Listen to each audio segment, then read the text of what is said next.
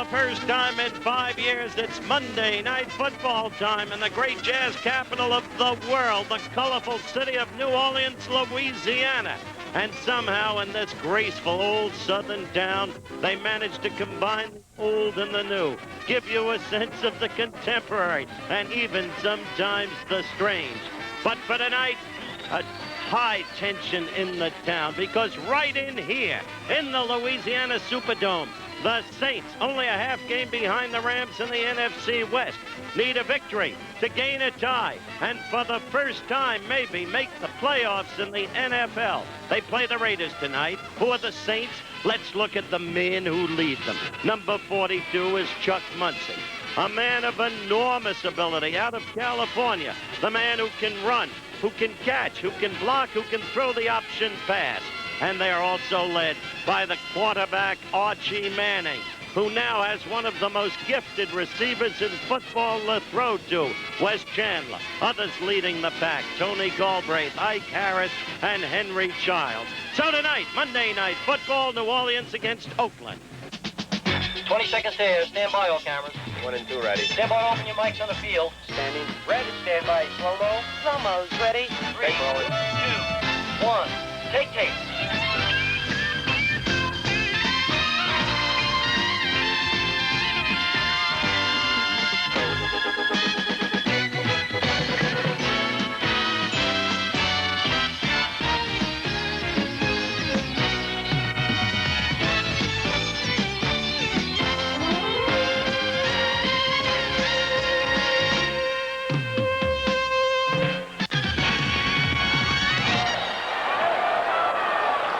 We are live from the Superdome in New Orleans, Louisiana. ABC's NFL Monday Night Football. The Oakland Raiders against the New Orleans Saints.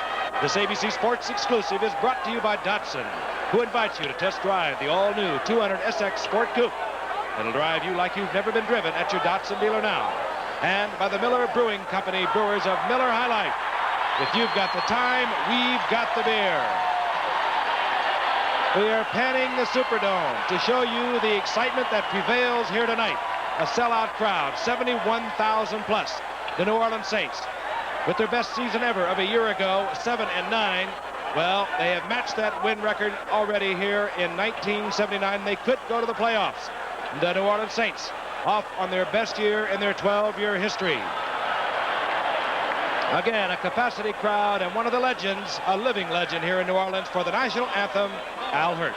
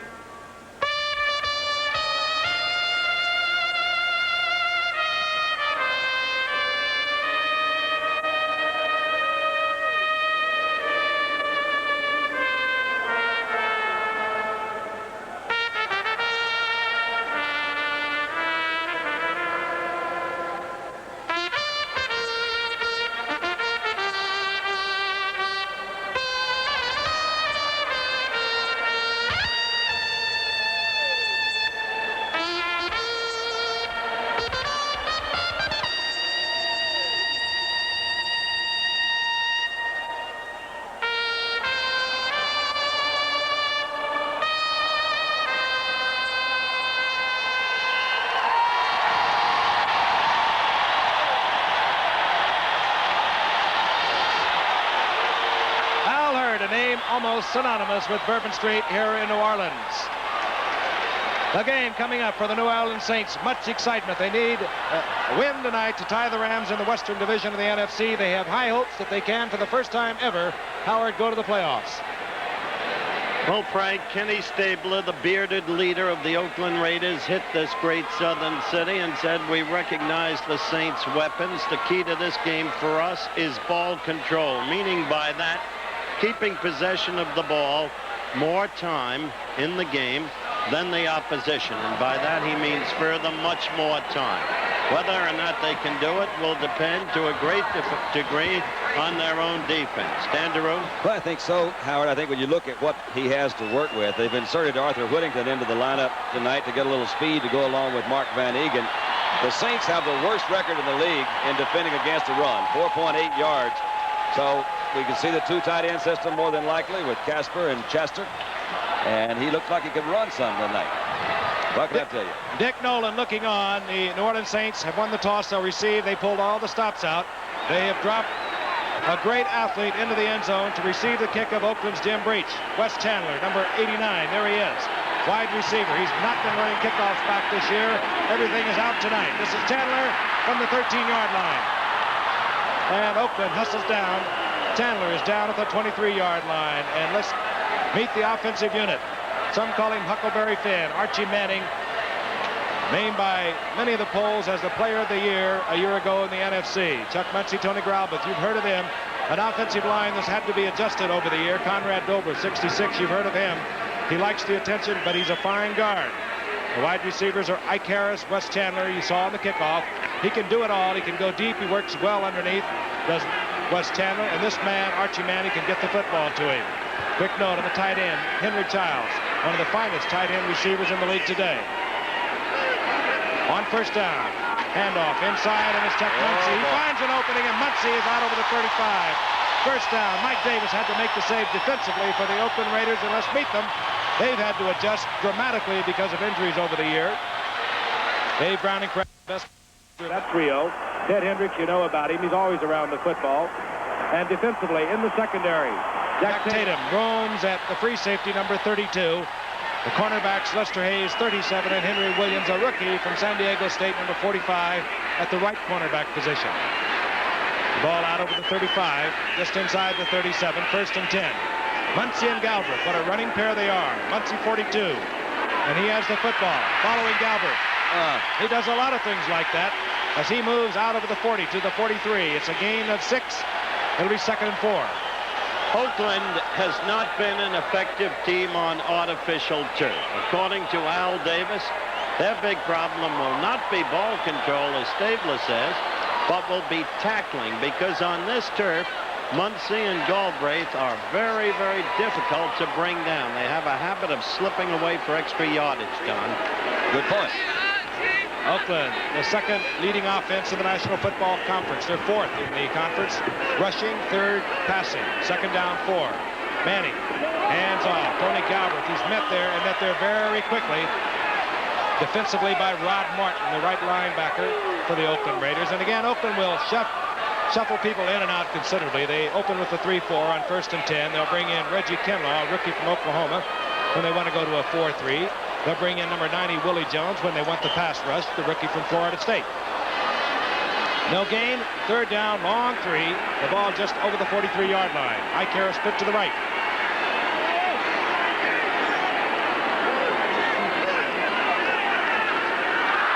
Manning drops the football. There's a wild scramble. Hendricks was there first, and it could be Villapiano. Could be, but they may have gotten in there, New Orleans, to reach. And New Orleans gets it back. Bottom of the pile is Pear. New Orleans comes up with it. John Hill, the center. And that will bring out Rick Partridge. Here is Rick Partridge. Came up earlier this year with Green Bay. Was cut, fortunately, when Russell Erxleben, the number 1 draft pick of the New Orleans Saints, was injured during preseason training camp. Rick Partridge was available. Ira Matthews is deep for Oakland. Beautiful punt by Partridge. Matthews all the way back to his 13-yard line. And he gets it back out to the 22. A 47-yard punt by Rick Partridge. So Oakland will have their first possession of the night, and they'll begin from the 22-yard line. We'll be back in the Superdome in just a moment. A very calm, relaxed Kenny Stabler. came off what many considered a bad year a year ago, and you saw a quick look at his stats. We'll develop that further as we take a look at the entire offense. Stabler, the quarterback, of course. Arthur Whittington, second-year man out of SMU, one setback, number 22, along with Mark Van Egan. Van Egan looking for a possible 4th consecutive 1,000-yard season at fullback. Wide receiver change, that's Rich Martini, number 89. There he is in motion. Van Egan gets the call, and he is nailed at the line of scrimmage. Defensively, Don Reese for the New Orleans Saints. And look at the offensive line. Art Shell, well, they say he's about 275. He looks like more like 300, but he is effective over on the left side, as is Gene Upshaw. They're the key to the Oakland offensive line, along with Dave Dalby. Wide receiver, we've told you, is Rich Martini replacing Cliff Branch tonight. The 2 tight end offense of Oakland is in there. Casper, 87, Raymond Chester, number 88. 93 receptions this season between them. Stabler on 2nd and 10. Has the time over the middle, and it's complete. Van Egan, and Van Egan out to the 30-yard line, short of the first down. It'll be 3rd down and 2. Ken Bordelon was there, and let's take a look at the 4-3 of head coach Dick Nolan. He surprised everyone a little bit because he is definitely a 4-3 fan, having been trained under Tom Landry. He went to a 3-4 last week. Those are the linebackers, and there are the defensive secondaries. Tom Myers with 6 interceptions at free safety for New Orleans. 3rd down 2 for the Oakland Raiders.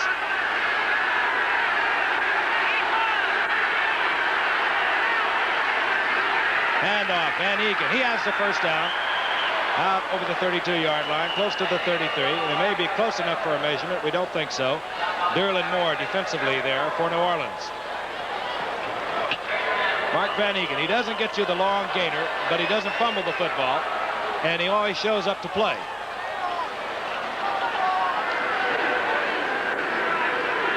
There's a big fan of Don Meredith.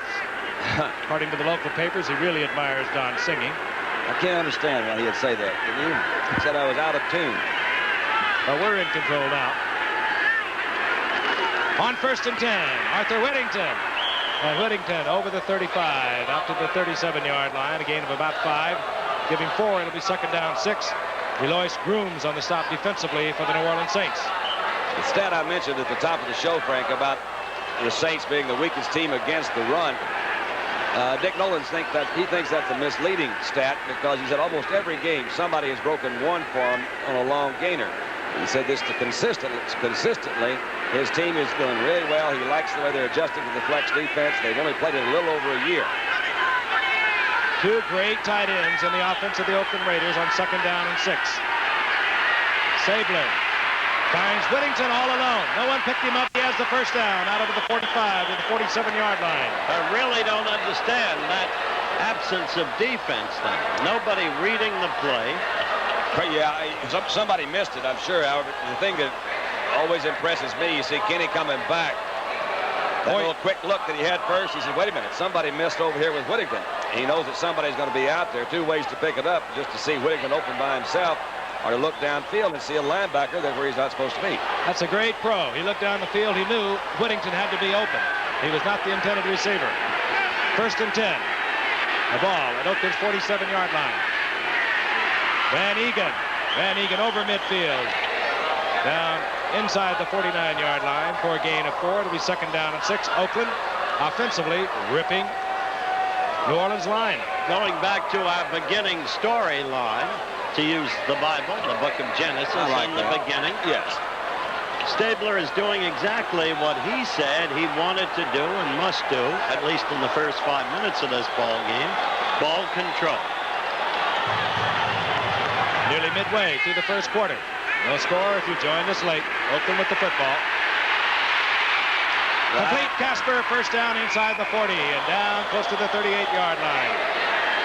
Dave Casper with his 43rd reception of the season when he didn't catch a pass until the 5th game of the year. Nobody came but the 4 defensive linemen. Did a good job of picking them up. Casper came along, had some time to work. Kenny had a little time to look at different places that time. Actually, the 2 tight end situation is not a bad passing offense at all, particularly when you have this type of personnel on your side. You got Casper on one side and Chester on the other. Both of them can go deep. When he gets down next to Art Shell, you hardly see Casper. On the first down, Stabler to the air. Casper, complete. That's just Out like of the 32-yard line. It's a gain of 7. It'll be 2nd and 3. He really works on this simple turnout. Why don't you take this, Don? Now, I'll all make he's my really point. doing, he's just picking them apart. That's like you throwing those pass skeleton drills on Tuesday. There's nobody out there close. Well, you used the right phrase. He picks them apart like a surgeon. Unquestionably, one of the most accurate passers within memory in professional football. When he's right. When he's wrong, he'll throw 5 intercepts against a team like the Jets and unaccountably lose. He's 4 for 4, is Ken Stabler, for 35 yards. Oakland on the move. Van Egan gets a call and bulldozes his way close to another Oakland first down at the 28. Well, he seems to be picking on that left side. I don't know whether it's just out of habit because we've mentioned so many times they like to run over that way. But that might be when you try to follow Big Art Shell's a pretty good place to go. Their pass rusher primarily for the Saints has been Louis Grooms most of the year. He leads the team in sacks. But I think this Don Reese, when Reese came in, Howard, he added a little bit of maturity to this Saint defense that they needed. Nolan's really pleased with the way he's fit in here with their organization and seems to kind of lift the players up around him. They were able to come back with Derlin Moore also tonight, Don. He has been suffering with a sore ankle. He is in there, a defensive tackle. And you saw how much is required for the first down with 7:56 remaining here in the first quarter. Notice the way, Don, Kenny is mixing the run with the relatively short pass. You'd think he's probably done this before, wouldn't you? All his life. Yeah. Both teams 7 and 6. Oakland, however, well, they have a mathematical shot. That's about it. New Orleans very much alive. A win tonight, they tie the Rams for the lead in their division. This is Van Egan. Van Egan gets the first down to the 25-yard line. Fetterspiel, middle linebacker, in there defensively for New Orleans. And Oakland giving the New Orleans defense a textbook lesson in offense. We're down to 7:20 left in the first quarter and counting. And look at the way Oakland is exercising ball control. First and 10. The 2 tight ends remain. Martini split to the right. It's Martini out of the University of California, Davis. Stabler with all the time in the world, and he'll eat you alive if you give him that time to throw the ball. Complete to Raymond Chester. He's down to the 13-yard line. I don't think I've seen this many receivers that wide open in a game all year, man. They're not close. Well, there's no secret that Davis considers them, the Saints, vulnerable in the secondary. It seems to me that they're getting a little confused with that linebacker drops. They're either going back too deep. Frank mentioned their top man, one of the boys from Syracuse, Tommy Myers, an 8-year man who's consistently been a stick-out ball player. But after that, there is weakness. Stabler puts Martini to the left. He hands off to Whittington. He follows Van Egan. And Whittington down to the 6-yard line. Tom Myers made the stop there. Short of a first down. Gain of 7. Give him 8. It'll be 2nd down and 2. Here's a good shot of the blocking over. We talk about Art Shell, number 78. Gene Upshaw, 63. Look at Gene come out. That's Barleone, good linebacker. Right off of that block, Sylvester comes on the inside. You really, once again, that's the way you draw it up on the blackboard. Say, now, guys, can you do this? Whittington played right off the block. Well, it's an old saw that they love to run left. Flex defense of the New Orleans Saints. Technically, it is an awfully good defense. Sometimes you need a lot better people than we're watching tonight. Van Egan corralled there, but he moves inside. Close to another first down to the 4-yard line. Barry Bennett at the bottom of that pile. Bennett was there. This linebacker I mentioned earlier, Frank, out of LSU, 3rd-year guy. Ken Barleone is a guy that really the coaching staff thinks he's just terrific as far as his overall physical talent. He's a med student, I think, and he very bright young man. They think he has a good possibility maybe someday to move into the middle where Joe Fetterspiel. That's a pretty tough guy to replace, Candy. Yeah, he's the leading tackler. Fetterspiel is there. Just Barleone is a young kid that I think they're looking to down the line somewhere. They really think they've got something going here in New Orleans, and they're really pleased with the young talent they have. They've only got 22 players on the squad that they got via the draft. Most of them have been either for trades or pick-up free agent sort of guys, so they're trying to get the draft system to work for them. First and goal, the ball at the 4. Oakland, 13 plays. Booker Russell comes in. Doesn't carry the ball that often. He often gets the call down near the goal line. Gary Jensen is also in there, number 31, but the ball goes to Russell. Russell struggles close to the 2-yard line and driven back. Fettersfield in there with help from friends. There's a reason why Booker Russell is put in close to the goal line. Notice the average 6.3 yards. That comes substantially from a run just before the first half ended in the recent game against Denver, won by Oakland. He busted it for 72 yards, but he had an over 100-yard day with relatively few carries. But he is very tough to stop near that goal line. He smells it. Second and goal. Stabler. A lot of time. Can't find a receiver. And he finds Chester. He did. Touchdown. Now that's slick, isn't it? And when he can look all over the field like that, you know there is no pass rush pressure at all. Let's see. I think he really was trying to throw over to the other side. He's trying to hit. Yeah, he's wait a minute. Where did everybody go? He turns around. That's what I think he does really well, Howard. When he's really on, he can throw the ball. It just looks so pretty. That thing never ripples at all.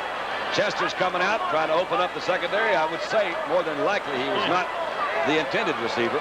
Don't you love the way he runs around as we watch the conversion attempt, waiting for Kenny to find him? Yeah.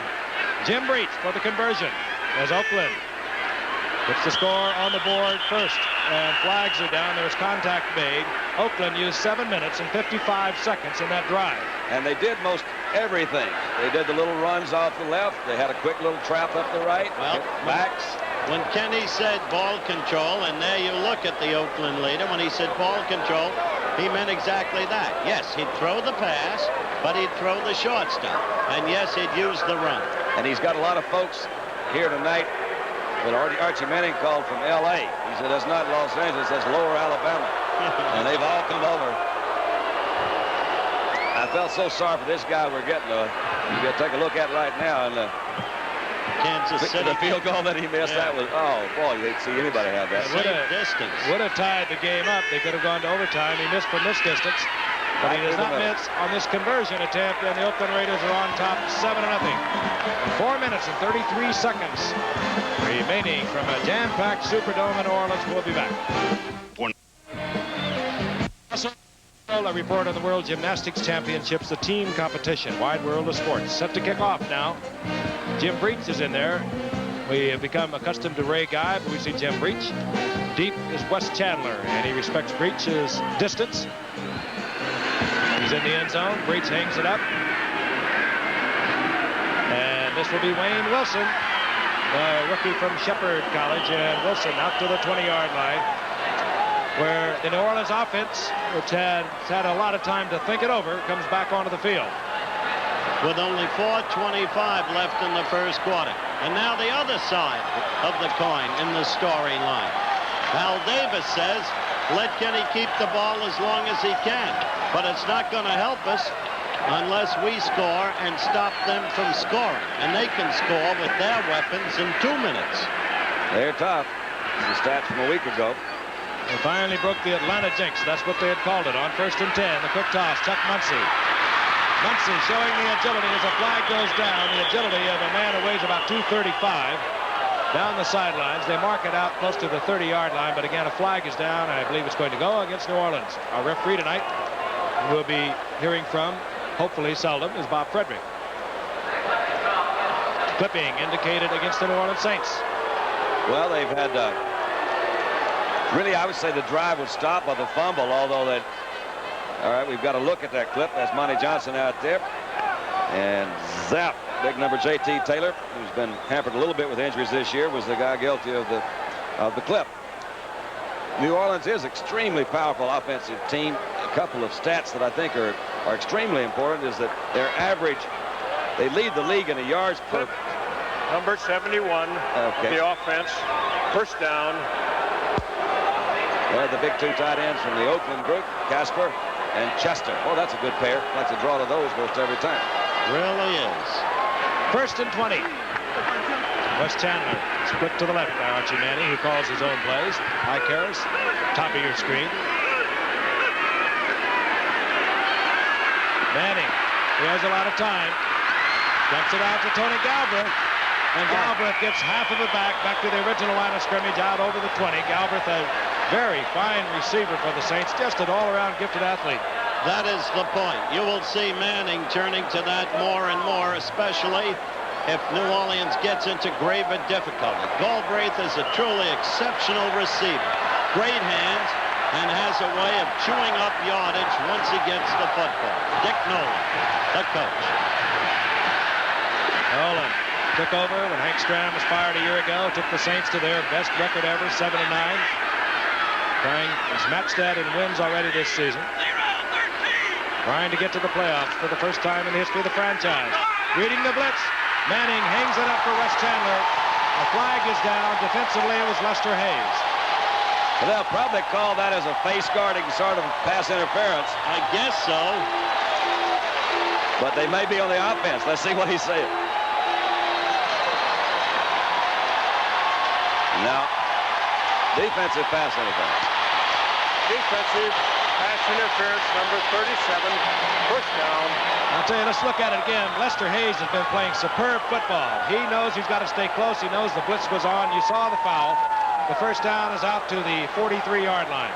Yeah, Lester got him that time. He did. You've got to give him a right to go up there and catch that ball. Hey, right now, there are a few defensive backs playing as well as Lester Hayes, leading the club with 6 interceptions. And Oakland is not getting all that much of a pass rush, and that's a lot of interceptions when you don't have a rush. Muncy turns a corner, and the big man powders out to midfield, ran right through Henry Williams, and you better believe number 45, Henry Williams, felt the jolt and the jar as Muncy picks up a quick 8. Let's look at the New Orleans mascot, as if in tribute to Chuck Muncy. Looks like Sir Charles. There is almost no limit to Muncy's ability. His problem, quite frankly, how about them Saints, Howard? I have nothing against the Saints. Some local DJ raised a furor trying to make a name for himself. Second down, 2. Muncy reads it well, runs right into the arms of Dave Pear, short of the first down, inside the 49. He had to get to the 48. It'll be 3rd and short. I was about to say, Frank, as you well know, that Muncy's only problem has been an apparent disinclination to play the way he can play on certain days. When he goes all out, with his ability to throw the option pass and to catch the pass downfield, he becomes in some ways a better all-around back even than the mighty Earl Camper. Had a good year. Muncy heading for a 1,000-yard season, close to 950 yards as of now. 3rd in a yard. Galbraith gets the call. Close to the first down. I believe he has it. They've been using both backs as far as balance extremely well. Each of them have been handling the ball about the same. Galbraith 28 times a game, and Muncy 27. And that is the kind of balance that he didn't pick up that first down. I wouldn't be, he's going to go for it, and I don't really blame him. They can't really, I don't think they can play as conservative as they might under a Dick Nolan organization, say at the beginning of the season. He knows that he has to win this game, and there's a first down, so they did make it. Very interested observers tonight of the Los Angeles Rams, who yesterday defeated Minnesota. As you look at the graphics on this 2 running back pair, they defeated Minnesota in overtime yesterday, and of course the win tonight by New Orleans would move them back into a tie. The Rams and the New Orleans Saints will meet on the final Sunday of the season in Los Angeles. That was a very interesting graphic. I'll get to it in a moment. 1st and 10. 47-yard line of the Oakland Raiders. The Raiders on top, 7-0. Wow. Right on the line, and it's complete. Goes out to Ike Harris. Was that on First the money? down, inside the 35-yard line. He zipped that one right on the money. Ike Harris turned around, and the ball was there. Howard mentioned that, somebody mentioned how this guy can throw the ball when he's right, and man, there again, he is right. That was not bad defensive coverage. It was just a good throw, and Harris was right there. First down. Oddly enough, the attack goes against Lester Hayes on the left side. He perhaps the best defensive back on the field at the moment, while a rookie, Henry Williams, is on the right side. 1st and 10, New Orleans inside the 35 at the 34-yard line of Oakland. Draw play. Oh, good move. Muncy, big hole. Good move. Muncy collected there and dropped by number 72, John Matuzak, but not until Muncy had moved down to the 25-yard line, close to another first down. There's a good move here by Muncy. You'll see he takes it on a quick little drop. Comes right back in. There's Bill Piano upside in the 841. That little sidestep there, that's really super. They asked him to put on about 10 more pounds this year, and he's playing at about 235. He and Galbraith, I saw yesterday, those guys really are big. 36 yards on the night for Muncy as he is heading for a 1,000-yard season. Perhaps we'll get it tonight. And Muncy, Lost his headman. It's the first down around the 21-yard line as you see the final seconds expiring here in the first quarter. And New Orleans have taken the page from the Oakland Raiders. They are exercising their own ball control. End of the first quarter. Oakland on top, 7-0. We'll be back.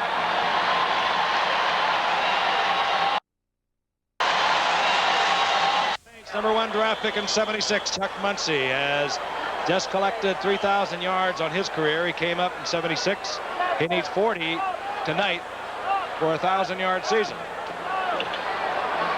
First and 10, New Orleans. The ball inside the 22-yard line of the Oakland Raiders. Mike Harris split to the right. This drive began at the 21-yard line of the New Orleans Saints.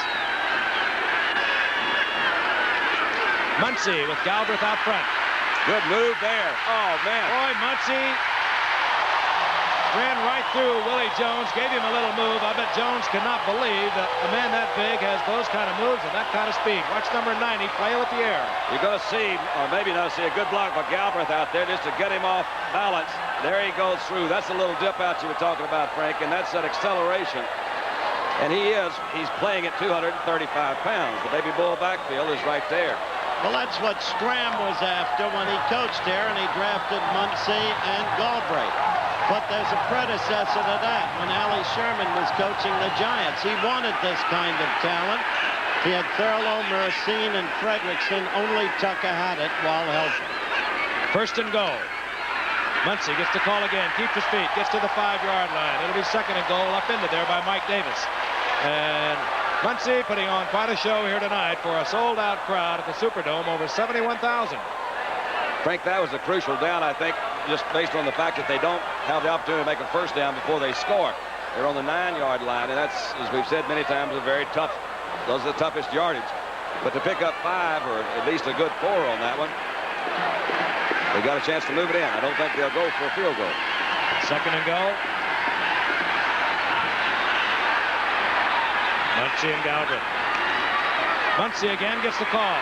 Turns inside and just uses good strength, pulling down to the 2-yard line where it'll be third and goal. Those are the yards that it only goes on the statistical chart as a couple of yard gain. But all of us know that it really means an awful lot more down there. When you see a guy that's that big, that strong, that can carry somebody for a couple of yards, you're going to score points when ordinarily other teams won't. Had a good look at a former teammate of mine, Dick Nolan, 8 years, head coach at San Francisco, trained and played under Tom Landry, believes in the 4-3 flex, believes in his principles. I believe. Third down, quick toss, Galbraith.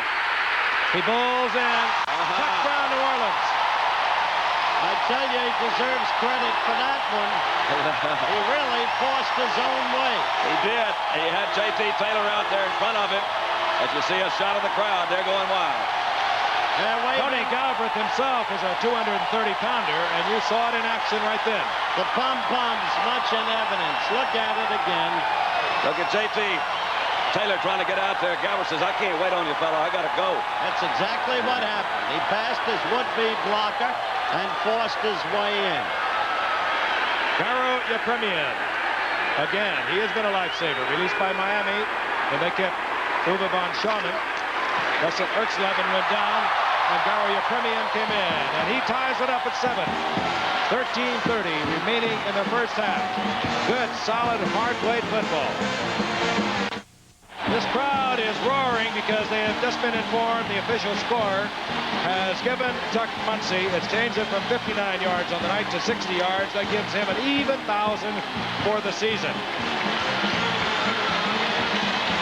Mario Premium to kick off. Ira Matthews is number 43. Larry Brunson is number 82. Ira Matthews led the nation. Kickoff returns a year ago. This will be, however, Larry Brunson.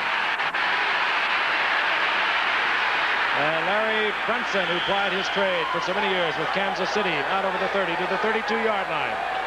And let's take a look at a man who just collected his first 1,000-yard season. His best year was 2 years ago, 811 yards, but he's been a different performer, as we've talked about already this evening, this year. A most happy fella. Remember, that's officially 60 yards. Ignore the graphic. And Brunson in that kick run almost was stripped of the football. Carried it a little bit dangerously.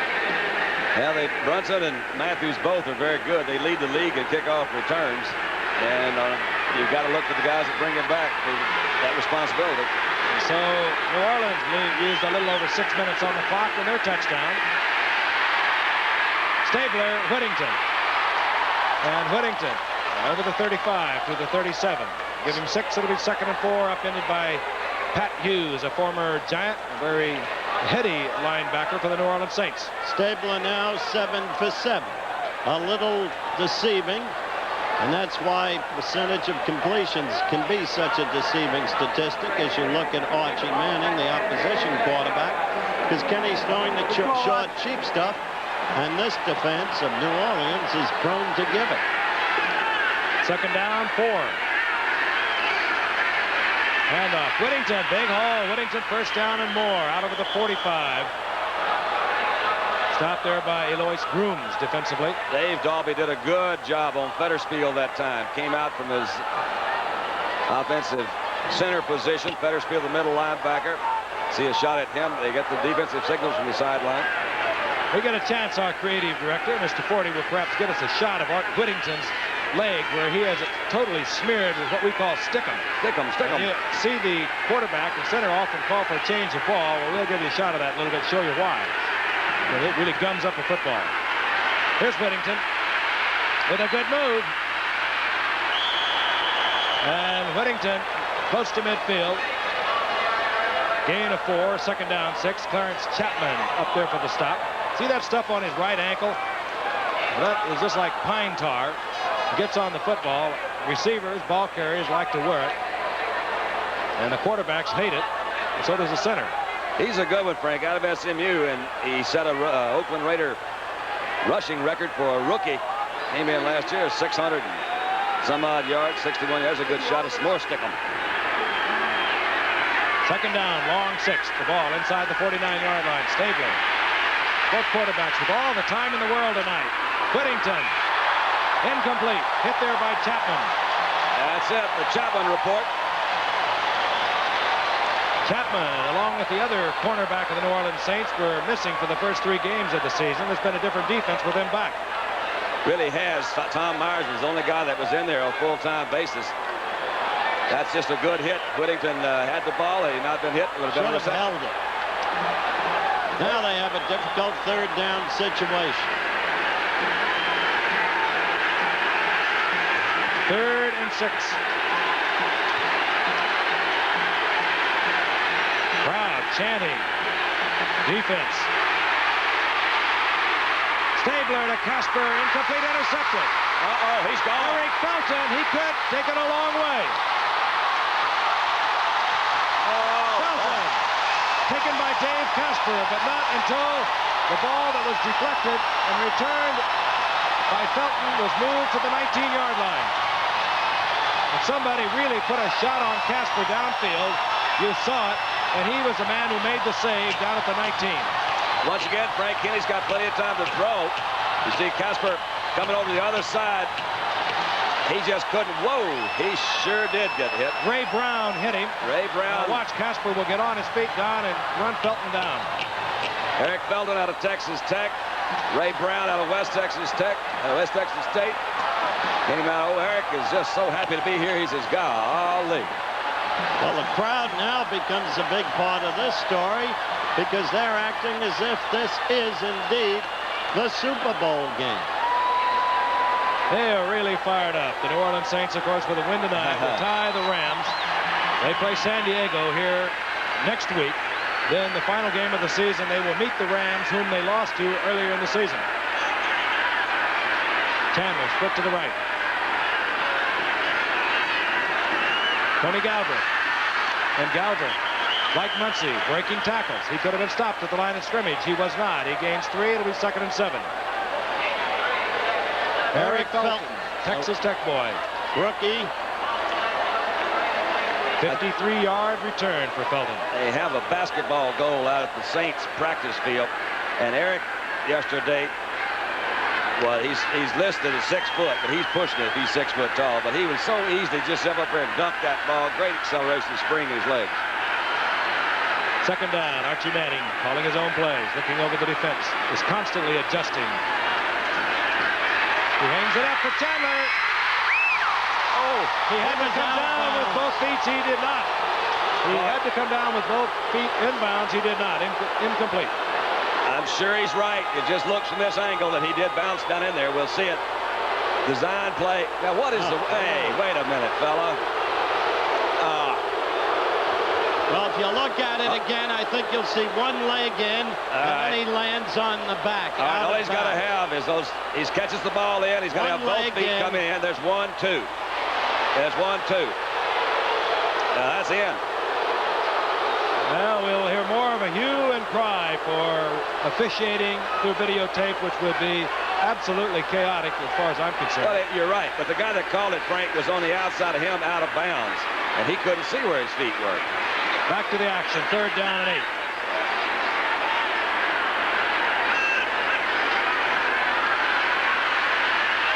Manning wide open over the middle. Oh!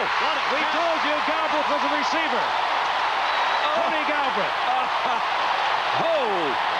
A truly great catch on the graphic we showed you earlier. I said there was a point I wanted to make. Galbraith had 214 receptions. That's his 215th. Chuck Muncie had 108. This is why we talked about Galbraith's ability as a receiver. It is super. That is unbelievable. He even turned in the air and reached back with the right hand and got it. Not bad coverage that time by Monty Johnson. Yepremian on for the conversion. Super effort by Tony Galbraith. Had 45 receptions coming into tonight. They use him like a tight end. And New Orleans, much to the happiness of this jam-packed crowd, has moved out on top. We'll look again. Well, I just want to sit back and watch it. The ball was, actually, I thought it was going to be overthrown, and it would have been most of the time. Hard to cover. Monty Johnson's job, a very difficult one, covering a very speedy Galbraith coming out of that backfield on that tight circle. Almost impossible. 45 receptions, only 1 touchdown. And if you think those stats are good, last year he caught 74. That average per catch is good, too. They lead the league in that average yards gained per pass attempt. Yepremian hits it. Ira Matthews. Flag is down as Matthews goes down at the 30-yard line.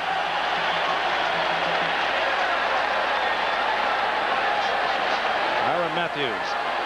This will be against Oakland. Yeah, I think it was, they were clipping number 84. Illegal use of hands against Oakland. 84 is Rich Mouty. He usually figures in there pretty good. Yeah, they love Mouty here. So Oakland suddenly in a bind. 1 turnover on Illegal Stabler. use of the hands on the kick return team, number 56. 1st down. Jeff Barnes. Illegal use of hands. Oakland Raiders. 1 turnover by Stabler. 1 mistake. Overthrowing Gasper. Felton picking it off. Giving New Orleans field position. Manning quickly striking with the brilliant help of Galbraith on the receiving end, and now Oakland in terrible field position. At their own 16-yard line, Whittington gets the call. Whittington loses perhaps a yard as Fetterspiel, a rough, tough middle linebacker, has been around for a while. He'll hit you as hard as anyone in the league. He made a good recognition that time, Frank, on Fetterspiel's part, because he came from that middle linebacker position, read the off-tackle thing in a hurry, got in there, actually hit him behind the line of scrimmage. We have two critical games coming up. Pittsburgh at 11-3 against Houston at 10-4 next Monday.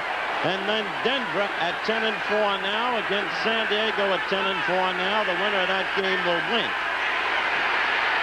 2nd and 11. Stabler trying to get it into a small pocket to Rich Martini and drills it into the ground, incomplete. 3rd and 11. The winner of the Denver-San Diego game will, as I was saying, be the winner of the AFC West. In the meantime, Oakland in very, very difficult position. You see the graphic on Fetterspiel. We have talked about him. Missed one game in 7.5 years. That's pretty good durability mark there. Gene Upshaw of the Raiders hasn't missed a game since joining the Raiders back in '67. This is Mike Foltz. He's coming out of the ball game, holding his left arm. For Stabler, as he considers a 3rd and 11, he completed his first 7 on the night. Since then, he's had 1 interception and 2 incompletions. And as so often happens in this flow of a game, once New Orleans got the break on the turnover, got the field position, scored, they seem a different team on defense. Well, that first drive by Oakland, you couldn't draw it up any better. They just did it all just exactly the way you want to. The prices may have changed, the crowds may have grown, the stadia become different, but emotion still plays a key role in football. 3rd and 11. Oh, they got the setup. Van Egan. Van Egan bowls out to the 25. He'll be short of a first down, and Oakland will have to punt. And we are beginning to see some new twists in the league in recent games. Flag is down over there, isn't it? There is a flag down. Could have been a late hit. Yep, by 37.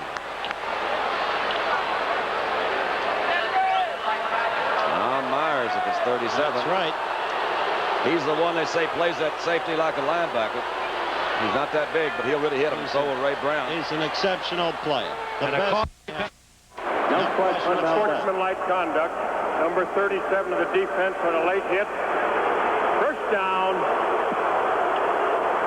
Van Egan turning to the inside behind that screen. Taken there first by Fetterspiel. And Myers, good call. Oh, it's a good call. And instead of Oakland kicking from their own 30-yard line, they have a 1st and 10 at their 39-yard line. Whittington behind Van Egan. Doesn't like it. Tried over there. He really worked for that. He earned every bit of it. 4-yard pickup. It'll be 2nd and 6. Mike Foltz back in the lineup. Defensively made the stop for New Orleans. So it used to work down at Cuero, Texas. I know that. He could run it back and forth, back and forth. There he is. It's a briskly played football game. There has been steady offensive action. 8:35 remaining in the first half. 14-7. Saints over the Raiders. The lead by New Orleans, the end result of an interception, a turnover. Stabler. All right. He goes down. Don Reese was there first. Reese could be saying something like it. I missed you the first time when I came in the front door. I had to come through the back door and get you. This is Don Reese we mentioned earlier, acquired from Miami. Grooms has been the #1 PC, pushing O'Shaw around. Missed you there. Now look out, Kenny. I'm going to come in the back door. Well, Reese came right back at him. Excellent play. Reese and Crowder with Miami. Well, look at that. That looks, yeah, that's a headache right there. There's no question about that. He says, what happened to me? Lester Hayes. The sack was back to the 37-yard line. 3rd down and 12. Cliff Branch comes into the lineup. 3 wide receivers. Brunson is in there, as is Martini. This is Branch, and Branch has a first down. Did that Now, play? that was beautiful because Branch knew exactly where he was, just far enough for the first down, and Stabler, with his pinpoint accuracy, whipped it in there. Really is important because they needed about 12, 13 yards. You see a slow trot down to the outside. Just curl right back in behind that linebacker. There's your first down. Branch did not start tonight. We were surprised. Rich Martini started. We asked why. They said it's a coaching decision. So Branch comes in. Big play. Gets the first down inside New Orleans territory. The ball close to the 49. And now Branch remains in the lineup. Split to the left. And still the 2 tight ends. Top of your screen, 88, 87, Chester and Casper. Going for Branch. Stabler. Oh, and just overthrown by maybe a half a step. Eric Felton defensively. Stabler trying to get it all in one play. He also knows he was close on getting it that time, too, Frank. He dropped out in a number 2 wash bucket down there, and he just missed about a yard.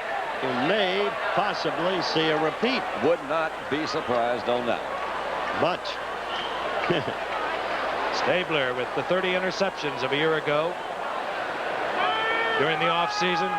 Very unhappy with criticism by management that he was the cause of the Raiders' biggest problems. Come back this year. He had 17 coming in tonight. He now has 18 interceptions for the season. And offside. Tester offsides. And Whittington down to the 44-yard line. That'll come back. Oakland beginning to make mistakes, problems for themselves. That penalty in evidence, the Stabler mistake, another. You mentioned Kenny and his boss, Al Davis. Frank, today I said to Al, do you talk to Stabler? He said, well, he goes past me and he says, how you doing, Al? And I say, okay, Kenny. How are you? That's about it.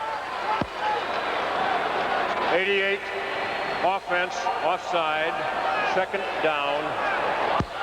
So instead of 3rd and 5, it'll be 2nd down 15. It was Al Davis who felt that Stabler was not properly conditioned a year ago, and he felt that therefore Kenny, not at optimum efficiency, was the key to the downfall of the Raiders a year ago. 3 wide receivers once again. Brunson, Martini, and Branch. Stabler throws it away. Alois Groom drops Stabler. It'll be 3rd and 15. One of the tough things about trying to throw a screen, if you don't you got to slow them down a little bit at the line. Grooms, the top pass rusher for the New Orleans Saints, led them for the past 2 years, 77-78. Out of Tennessee Tech. The Raiders are going for their 15th consecutive winning season this year. They want that very badly. It's been a remarkable record. Oh, it is. But, you know, a lot of times you use this as an excuse, but they've had 34 people that have been starters this year, which gives you an indication that things are not all just set and settled out in Oakland. 3 wide receivers stay in the game. 3rd down 15. Stabler hung it out there. It was a long sideline pass. Rich Martini was open for a moment. Defensively, Chapman got back. Incomplete. 4th down. The Raiders will punt. I thought that was a pretty gutsy move by Chapman, as a matter of fact, because if he didn't get there, there's nobody else out there. He's got him man for man. Not really a play fake, but they're all trying to hold it in there. It is a long sideline pattern. But look, if he doesn't get there, so those ifs and whatever you call it, he had a... Well, Chapman's had 2 good plays. Remember the hit on Whittington that nullified an apparent pass catch. So the young man is worth taking a closer look at. Great guy, 3rd in the league behind Grupp of Kansas City and Jennings of New York. And this is a man they love here in New Orleans. He does everything on their special teams. Rich Monty. Casper. Unusually low kick, not a good kick, and now he has a chance to run it out to the 33-yard line. 34-yard attempt by Ray Guy. Hustling down there for Oakland, Derek Ramsey. We have 6:39 remaining in the first half. New Orleans 14, the Raiders 7. We'll be back. Also Saturday, World Cup boxing, and you'll see the young Americans under the brilliant coaching of Pat Nappy, named our Olympic coach again. He was in Montreal, who figure to be as good or almost as good as the remarkable boxing team at Montreal. Frank? 1st and 10, 32-yard line. New Orleans has the football. Mike Harris in motion. Inside handoff, Muncie. And Muncie out close to another New Orleans 1st down. I believe he has it. Right around the 43-yard line. I think they caught the Raider defense that time in a slight mix-up. They saw the man go in motion, tried to make a slight adjustment. Either Hendricks or Johnson, not for sure which, moved to the inside. They came back to the outside. I know that man. I saw him last night down on Bourbon Street. I think Chuck was waiting for Monday Night Football. I think they've all been excited about it. I really having a night. Ball just inside the 43. 1st and 10, New Orleans. Ike Harris, but out to the right by Archie Manning. Out to the left, top of your screen. Brilliant receiver, Wes Chandler. And New Orleans offside. He says, now, I know there was a snap count, but it seems to me I forgot what it was. Henry Childs. Tied in. 5 offense. A lot of tension for these young New Orleans Saints. Again, the best season they ever put together in 12 years was last year at 7-9. They have never been 500. Here they are with an opportunity to get into the playoffs. Archie Manning, who suffered through a lot of injuries in his career, having another super season, passing at 60%, 12 touchdowns, 16 interceptions. He's came into tonight having thrown the ball 94 times without an interception. He's only been sacked 12 times all year, so you know they're protecting him well. And he also is very agile. He moves around well. 1st and 15. Flag is down. This is Childs. And the gifted tight end moves back to the original line of scrimmage, but again, a flag is down. Phil Villapiano defensively there against Childs. Regardless of what the penalty is and whom it's against, you have to like the way Manning diversifies his receivers. He does. He's got good ones. That was one of the main reasons you can diversify him. Childs has been kind of an unsung hero at the tight end position. We usually hear about the Chesters and Caspers and Russ Francis kind of guys and Billy Joe Dupree's, but Childs has been right up there at the top almost every year with a number of receptions. This might be a penalty. An eligible man downfield in the offense. 89. 89. He must have been lined up in illegal formation. All right. Let's see if they might have missed this shot over here. This is Childs coming out. Yeah, they probably had other things to do.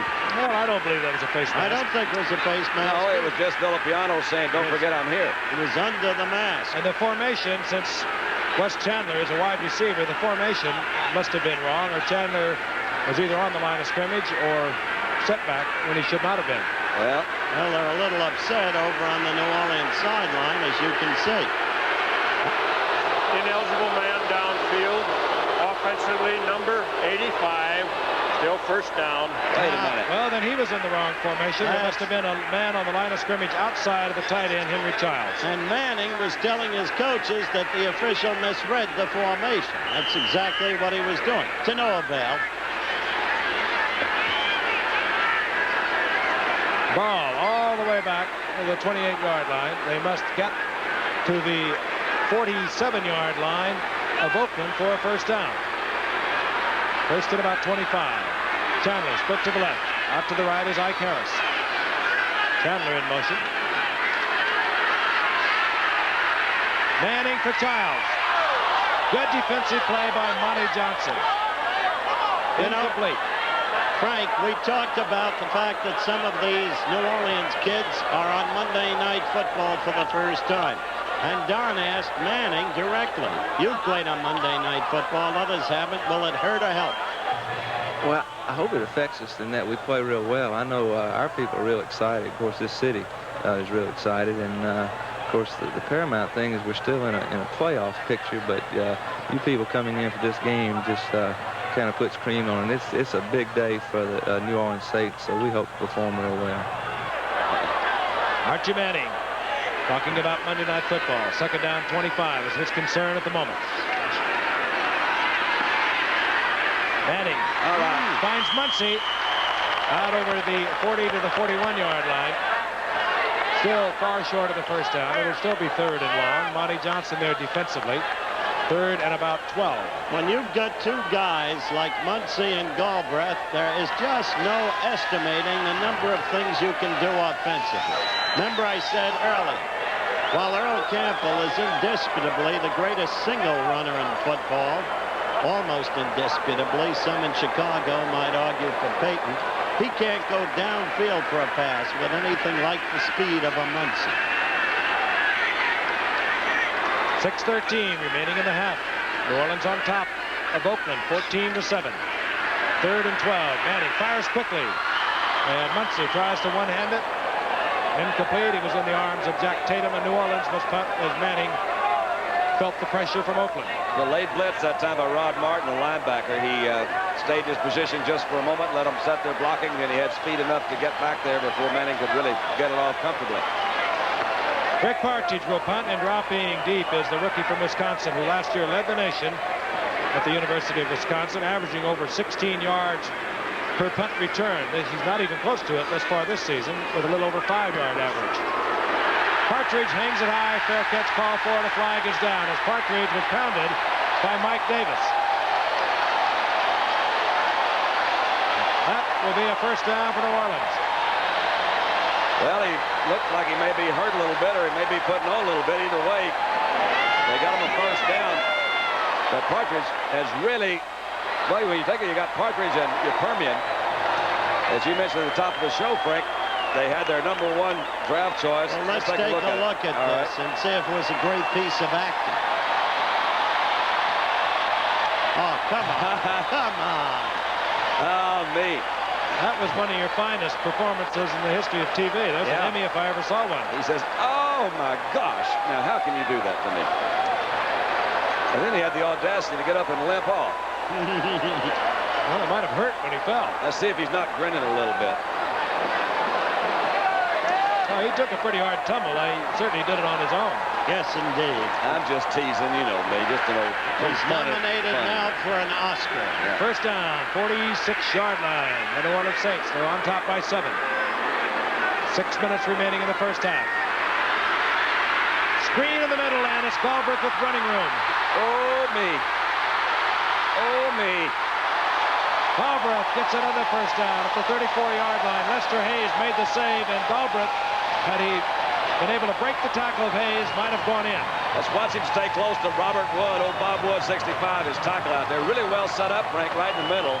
You see Woods out here in front of him. Tony says, I'm no dummy. You hit him first. Let me go around. Had Wood made a cleaner block there, I think Galbraith would have picked up 10 or 15 more yards. He really can scoot once he catches it, can he? What an asset. So smooth and so fluid, Tony Galbraith. Ball at the Oakland Raider 34-yard line, 1st and 10. Draw to Muncy, huge hole. Look at that. Oh. Now that is beautiful, spectacular running by Muncy. To the 3, 1st and goal. Mike Davis saved the touchdown, made a pretty good tackle. But, man, you're right. Is this smooth? And look at the big hole up there. They think they got him a really good center, potential all-pro center, John Hill. Muncy just goes through there. That's a good block. That was Chandler blocked that time. Davis came over for the stop. Nice block by Chandler to spring him down that far. Saints are playing inspired football. 31-yard pickup by Chuck Muncy. 1st and goal. The ball at the 3-yard line. The tight end offense is in. Manning addressing the hometown fans for a little quiet. Muncy. Goodbye.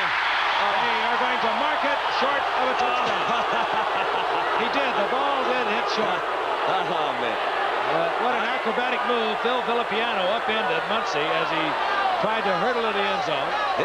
He could have hurt himself on this one. I thought he fell pretty hard on that shoulder. Galbraith is making a good attempt at a block. Did it? Fell over there. That's Davis again, isn't it? Oh, man, that's a hard way to fall. Good call by the head linesman.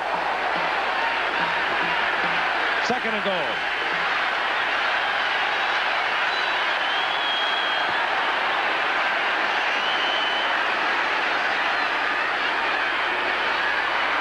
Muncy. No question this time.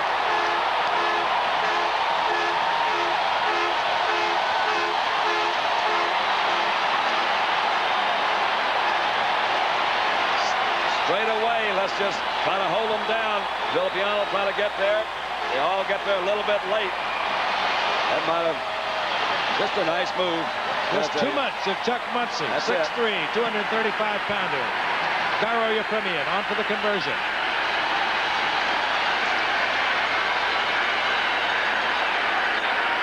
The young Saints not at all awed by the incredible winning record of the Oakland Raiders over the years.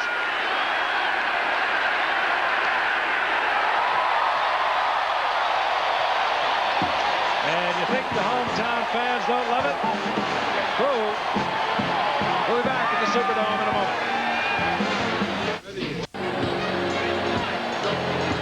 21 21-7, the Saints over the Raiders with 3:24 remaining in the first half.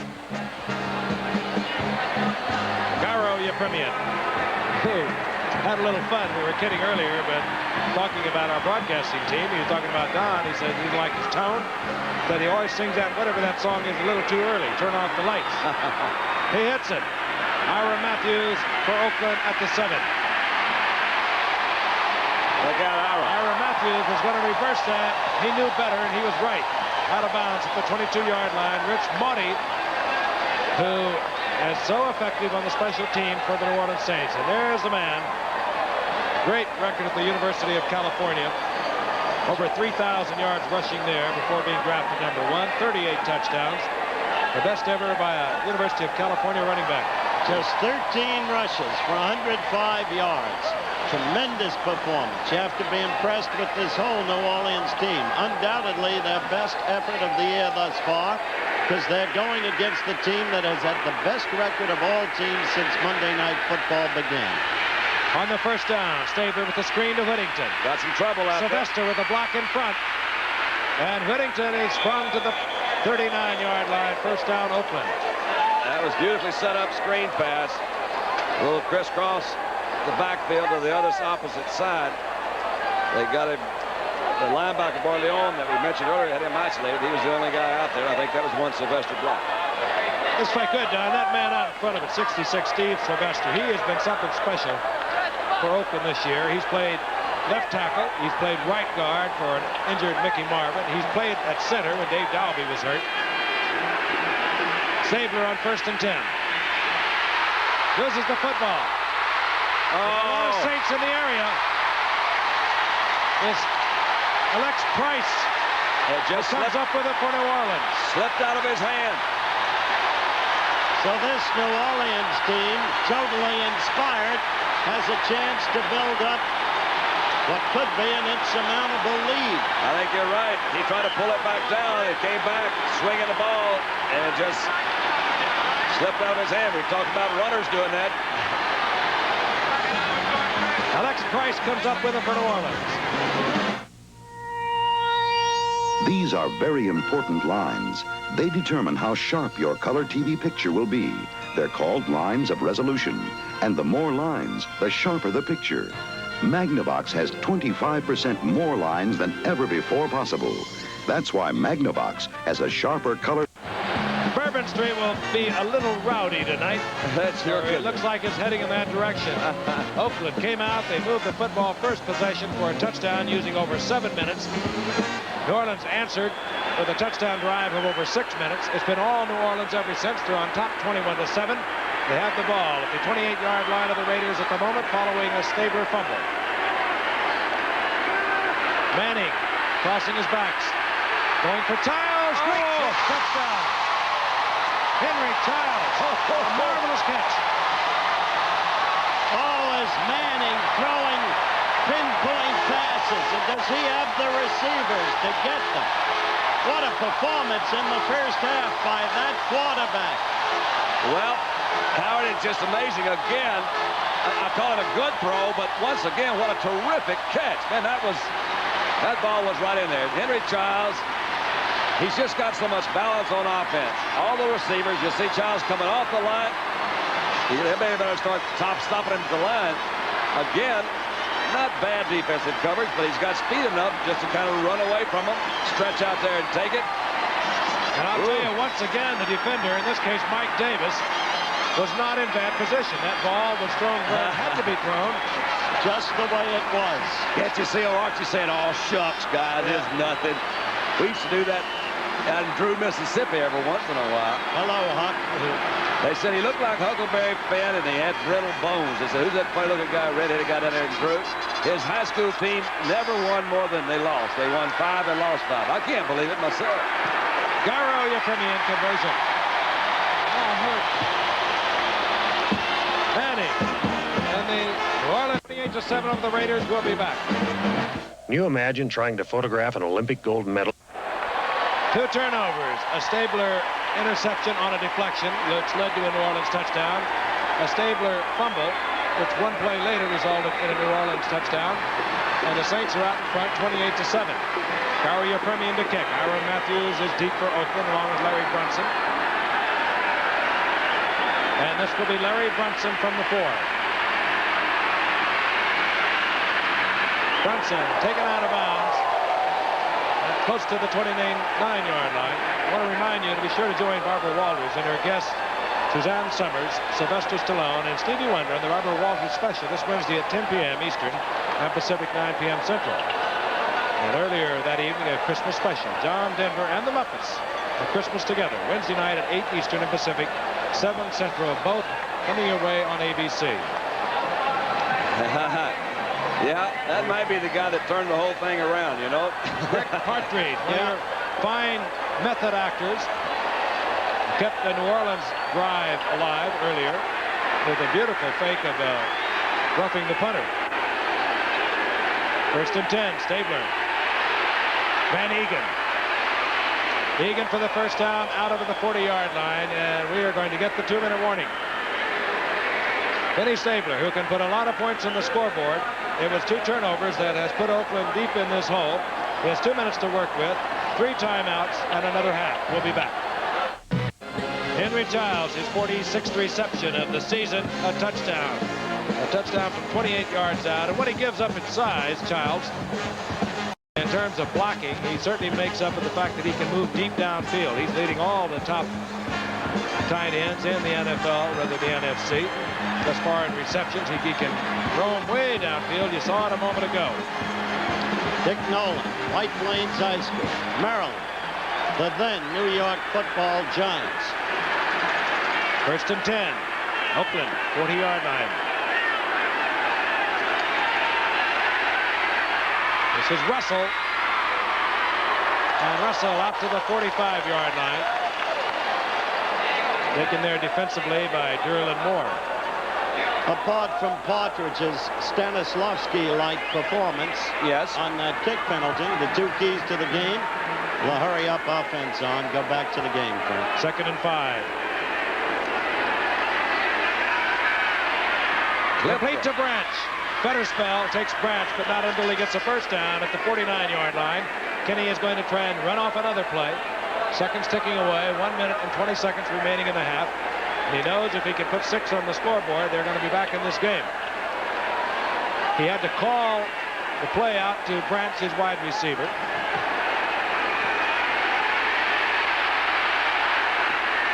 A little low, intended there for Larry Brunson. Incomplete, stops the clock, 1:04 remaining. Oakland still with their 3 timeouts. The 2 keys to the game as we take a look at Conrad Dobler, once of great repute, one with St. Louis as the roughest man in the league. But the 2 keys to the game, A, what Davis feared, Oakland's inability to contain the New Orleans offense, and B, the 2 critical turnovers. The interception by Felton, and then the fumble by Stabler, both setting up instant touchdown field position for the Saints. The 3 wide receivers are in. Martini 89, Brunson 82, Branch 21, 2nd and 10. Stabler with a lot of time, fires it complete. That goes to Casper, and the hurry-up offense still in effect. Inside 1 minute remaining. The ball at the 37. Nose of that ball is going down a little bit. Might mean that Kenny's throwing a little bit off his back foot. He got hit pretty hard a minute ago. Kenny has the time. He finds Van Egan. Van Egan almost breaks the tackle, but he gets to the 25-yard line, and Stabler continues to move the team. Now he calls timeout. He tried to save seconds. 30 seconds remaining, and Oakland has 2 timeouts. Pittsburgh. All right, next week, Pittsburgh against Houston. Let's take a look at the Steelers yesterday. First of all, an historic moment. That handoff from Bradshaw to Franco Harris. He rambled 34 yards to put him over 1,000 yards for the 7th time in his career, tying him with the immortal Jim Brown. The Steelers' attack on the day was led by Terry Bradshaw and by the tremendously resourceful receiver, number 88, Lynn Swann. That touchdown, an example. And then earlier, watch this. Bradshaw had thrown the flanker screen to Lynn Swann, and look at Lynn go. so swift. So the Steelers will travel to Houston to meet the Oilers in the AFC Central Showdown next Monday night. Well, and Howard, remember we were there a year ago for Miami and Houston. I can't imagine what it's going to be like this Monday night. Don't forget Alabama and ABC, the Sugar Bowl.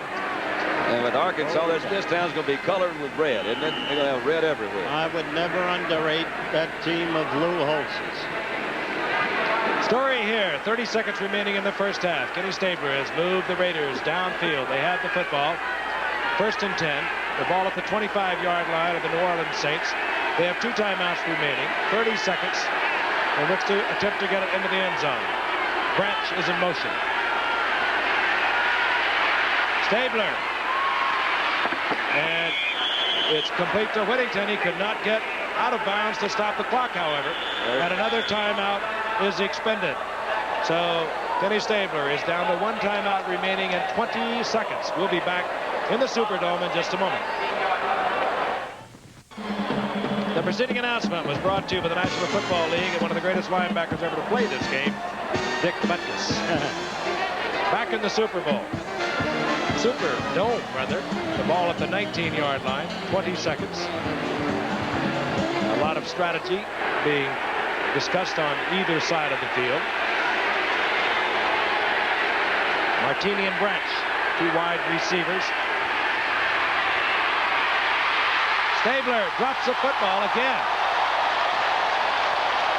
He could have been in the arms of the defender. Alex Price was in there defensively. That's as big a play as you'll ever see, because we're down to 14 seconds.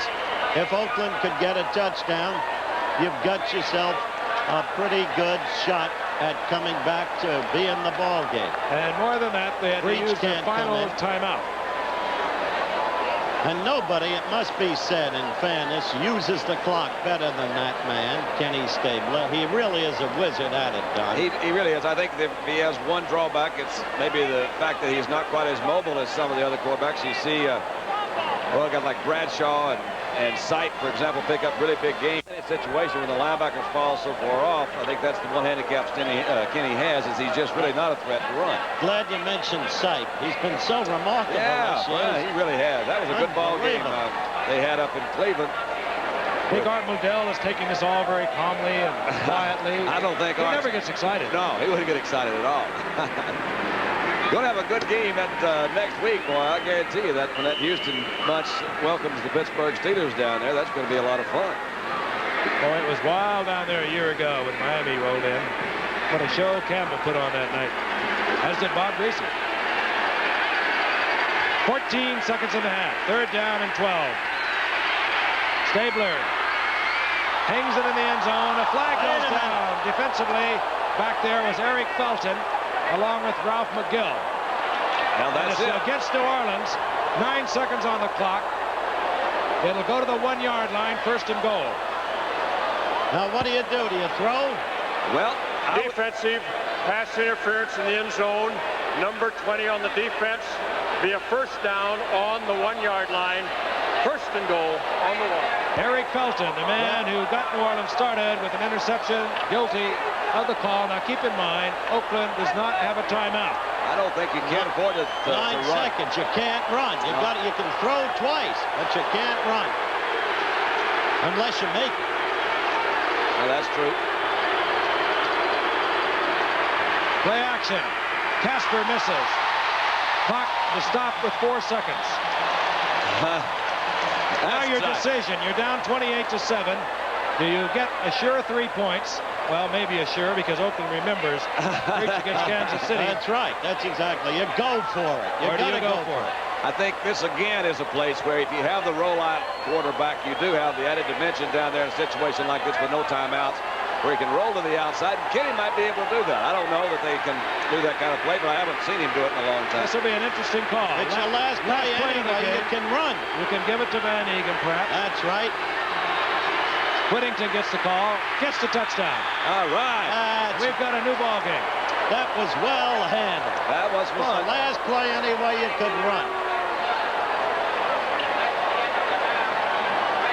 They actually even switched everybody up and go off the right side this time. You see Van Egan lead it, and Arthur Whittington comes in, and he's going for the strike. And Kenny Stabler, if you've been watching this game closely, he had 2 minutes and 18 seconds to work with. He got a big help from the interference call in the end zone, but he moved this Oakland football team down the field using all 3 timeouts in 2 minutes and 18 seconds. Again, the big plus, of course, the defensive call against Eric Felton in the end zone. Jim Breach. And they have used, well, they not used too much time. Encroachment defense, number 60. Well, why not? I wonder if he's up there trying to slap that ball. Sometimes he'll get in front of the center, try to slap the ball a little bit right before the guy snaps it. 2 weeks ago, as we mentioned before, Breach, with just a few seconds, couple of seconds on the clock against Kansas City, had a chance to tie that game up and missed a field goal from just about this range. Nobody feels worse about it. And one of the great things we saw, we watched that game on television, Kenny Stabler walked out on the field, put his arm around Breach, right, said forget it. He didn't mean it, though. That's 28-14.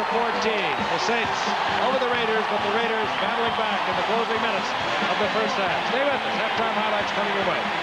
Halftime. We're going to go now to Washington, ABC News, and Frank Reynolds for a late-breaking news story. Here, tragic report from Frank Reynolds, ABC News, Washington.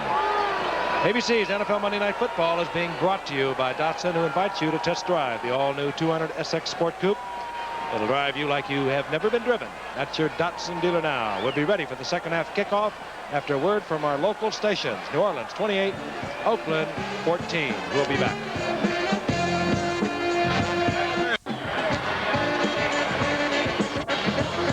The Saints and the Raiders have taken the field once again. As we are moments away from the beginning of the second half, we look at the statistics. New Orleans, who piled up at one point a club record 28 points in one quarter, 28 unanswered points. They did it with a couple of turnovers on the part of the Oakland Raiders, a deflected pass that was intercepted, and a fumble by Stabler, both leading to New Orleans touchdowns. At the beginning of the ball game, New Orleans had marched the length of the field, looked like they were going to control it. They had talked about ball control. They did just that.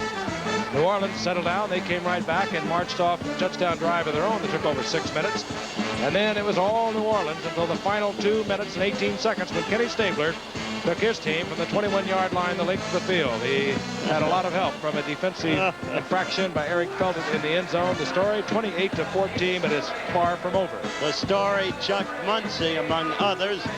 Al Davis said today, the one man I fear is Muncie. He just told me our defense isn't worth a darn. I'm disgusted. Didn't mince words about it. That's Dick Stanfield, one of the all-time great players that ever played. He coached for Dick Nolan out in San Francisco, and of course he was the one holdover after Stram was fired that Dick kept. Great professional player at Detroit and Washington. Gary Yepremian will kick off for New Orleans. Ira Matthews is 43. To your left, he's back there with Todd Christensen. But it will be Matthews from his 7-yard line. And Matthews, that's New Orleans out to the 33-yard line, close to the 34, where we anticipate a offense that will be comprised of a 2 tight end offense.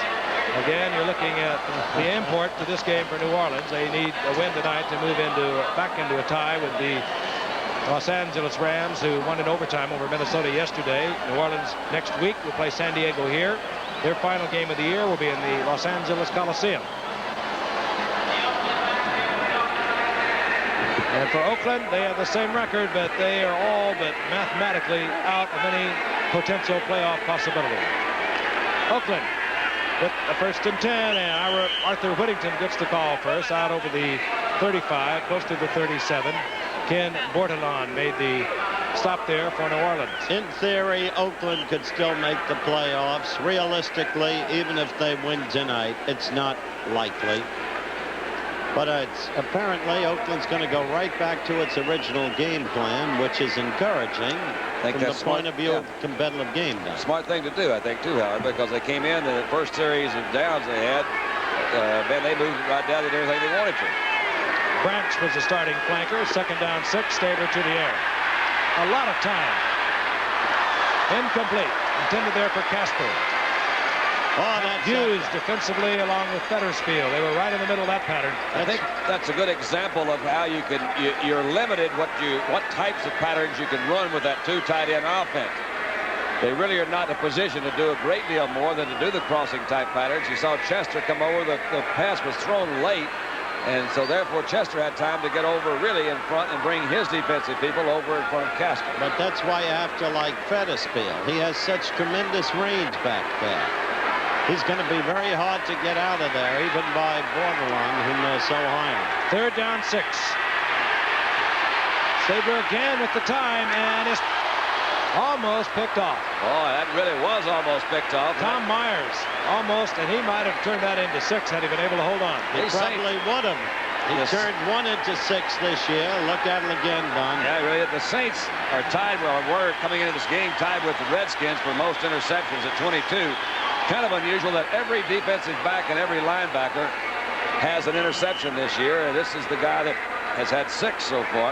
Tarkenton won't forget Myers. He intercepted 1 on Fran in the end zone last year, ran it back in the opening game more than 100 yards for a touchdown, and New Orleans won the game. Butch Marty awaits the punt of Ray Guy. This time Guy turns it over, gets the nose down. Marty takes it at the 12. Beautiful punt by Guy. And hustling down there was Rufus Bess. 50-yard punt by Ray Guy, who had one earlier off the side of his foot and was way below his average, which was 3rd in the NFL coming into tonight's play. There are a lot of weekly cliches rendered in this game, but that last Oakland series was important because they wanted to establish something immediately, get a score on the board, and really get back into this game. They couldn't do it. That's an indication that what you're talking about, Oakland has not been able to stop New Orleans either. We saw Oakland do it the first series, but they've only stopped the Saints 1 drive. That was their first. 1st and 10, the Saints, their own 25-yard line. They have a 28-14 lead. Their first possession here in the 3rd quarter. Ike Harris in motion, the handoff to Chuck Muncie. And Muncie slips out of the grasp of Rod Martin, but he's taken out of bounds after a gain of a yard and a half. Frank, I don't want to depart the storyline, but a guy came in to say hello to the 3 of us who I think deserves mention. One of the best defensive ends you ever saw. Rich Jackson of Denver. Now teaching here in New Orleans. He just wanted to come up and say hello. And it's nice to see a guy so valuable to the community who has been such a great player. 2nd down, 8.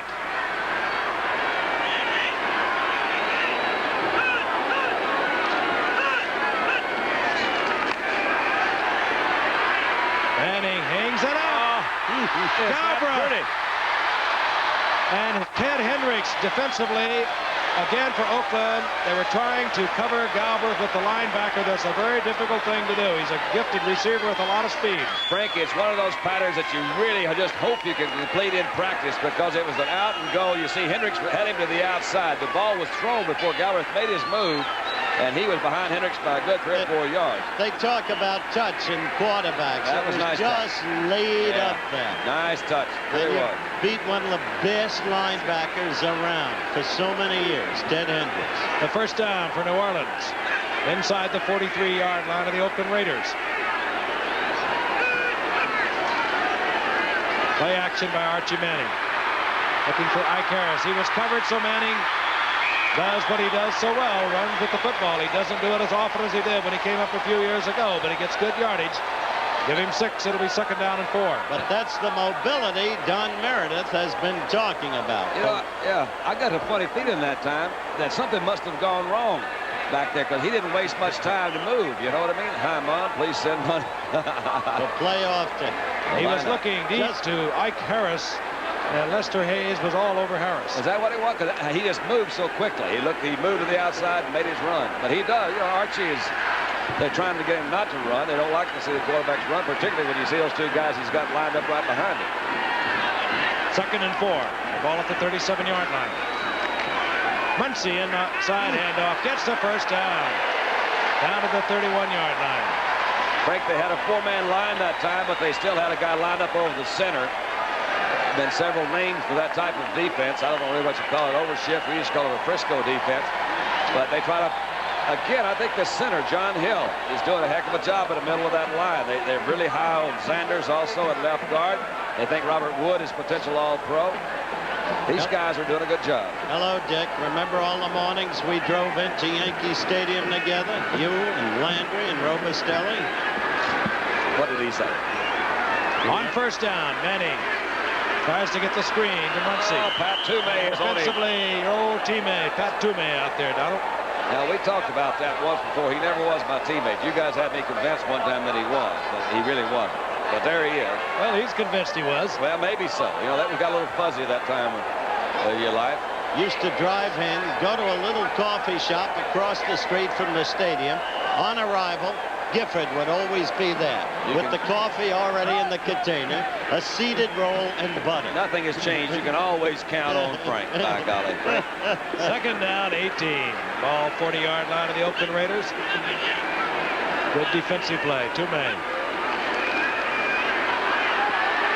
Manning. Galbraith. Down inside the 30. It'll be third down and 8.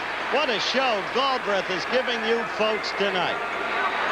What a receiver he is. He is put together. The thighs. His thighs are like 34 inches. Yeah, that's just unbelievable. 5 receptions. Galbraith tonight, 87 yards. Big play, I feel personally, for Manning right here. 28-14, they lead. They could get it in. They would put Oakland in an entirely different situation. Quarterback draw, I believe it was, and Dave Pear was all over Manning. He sure was. That's exactly what they were trying to do, Frank. They have the middle linebackers out of the middle. They're trying to split those two guys up front. Dave Pear's too big, too strong. And out comes Rick Partridge, presumably to punt. Had Russell Erxleben, their #1 draft pick, great place kicker from Texas, been available. Of course, he's been out most of the season. They might be tempted to go for a field goal from this range. It's probably out of Yepremian's area. Whistle had blown before the ball was snapped. Lester Hayes made a move on Partridge. And Oakland says they want timeout. So we have 11:06 remaining in the third quarter. Fourth down for New Orleans when we return to the Superdome in a moment. Do you know us? When we flew the first balloon across... Oakland apparently concerned as to what were the real intentions of the New Orleans Saints. Called timeout. They discussed it, and Partridge remains in the game, punting position. Ira Matthews in just a short safety as he is anticipating Partridge's angle for the corner. And he's hit a beauty. Oh, man, did he ever. Which is exactly why Dick knows for that play. Because he doesn't believe that Yepremian any longer has the range to have kicked a field goal from there, which is why Shula dropped Garrow and kept the rookie from Oklahoma, Ubi van Schamen. But it also did raise some questions because you're sitting there on the 32-yard line and you can play a lot of the armchair quarterbacks. You say, well, now, and that's why I think Oakland called timeout, because I think they were confused, too. Yep. This Partridge, he's got to be a bargain, man. They picked him up for basically nothing. And look where Stabler is. Stabler inside his own 3-yard line. Van Egan muscles it out over the 5, close to the 7-yard line for a gain of about 4, where it'll be 2nd and 6. Derek Jensen, rather than Van Egan, carrying the ball, and an injured New Orleans Saint is It's down. Price, I believe, Frank. Alex Price. Well, they did what they wanted to do. They just nailed him back in there. That's exactly right. Let them have the ball, but they got an awful long way to go, and more than likely, it's going to take them a good while to do that. They haven't just been blowing them away. Price remains on the artificial turf. We'll be back in a moment. Price appears to be all right. We looked at a replay. It appeared as if he had been hit by his own teammate, Ken Bordelon. That's pretty creative. That certainly is. At the grade school level. Second down, 6. Eric Jensen, 31, and Mark Van Egan. The elephant backfield pair, if you will. You just won't be a nice guy, will you? Van Egan. All right. And Van Egan, close to a first down. Very pretty piece of work. Not bad. No flag thrown on that play. We will get a measurement as Van Egan up very close to a first down, right around the 13-yard line. I believe he has it. Going to be close. Little trivia question for you two guys. Who was the guy that led the AFC in rushing before Earl Campbell came into the league? Before Earl Campbell? Yeah. Led the AFC in rushing. It's a good question, isn't it? How about Mark Van Egan? You devil, you knew all along. Oh, Frank. That's right. That is right. I got one for you. All right. How do you keep a turkey in suspense? Do you know that one, Howard? I'll tell you later. I got a different answer for that one, and now is not the place. Okay. First and 10. Jensen with the 17-yard line. Derek Jensen. Well, if you really want to play trivia, the New Orleans Saints have 3 guys who were the MVP in the Sugar Bowl down here at one time in their collegiate careers. Archie Manning. That's one of them. Second down, 5. Ball at the 18-yard line. Remember, they started from inside their own 3. Van Egan. And 20-yard line, and it's Fetterspiel. I told you about Fetterspiel. He is good. I'm certainly not putting Fetterspiel down at all. I think he's doing a great job and in a real key position in this type of defense. You see, once again, it's very hard to get a guy out to block him. The whole design of the flex is to keep those guards and center off of him and let him go do it. He did a good job right that time. As I've said before, Kentucky turns out a lot of tough kids. Yep. LeMaster of the Eagles, another example. Linebacker. 3rd and 2. Stabler with play action. Picked off. Borderline. Touchdown, New Orleans. Kenny knows. Under terrible pressure, he released the ball when he shouldn't have. He got hit when he did it, too.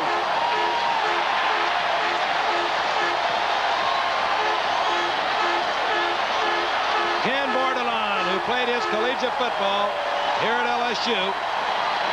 Second interception this season, and it puts the Saints up another touchdown.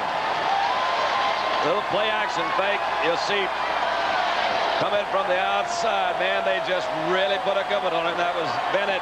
Barry Bennett got there. Kenny got off very slowly and is walking off the sideline. I think you're right. He tried to force it a little bit. This oftentimes happens. He knows he got to get him there. There's a little pressure. You see him try to move. He's trying to get it away. Desperation. Just desperation. Well, that was a pretty good interception. Bordelon went way up in the air to get it.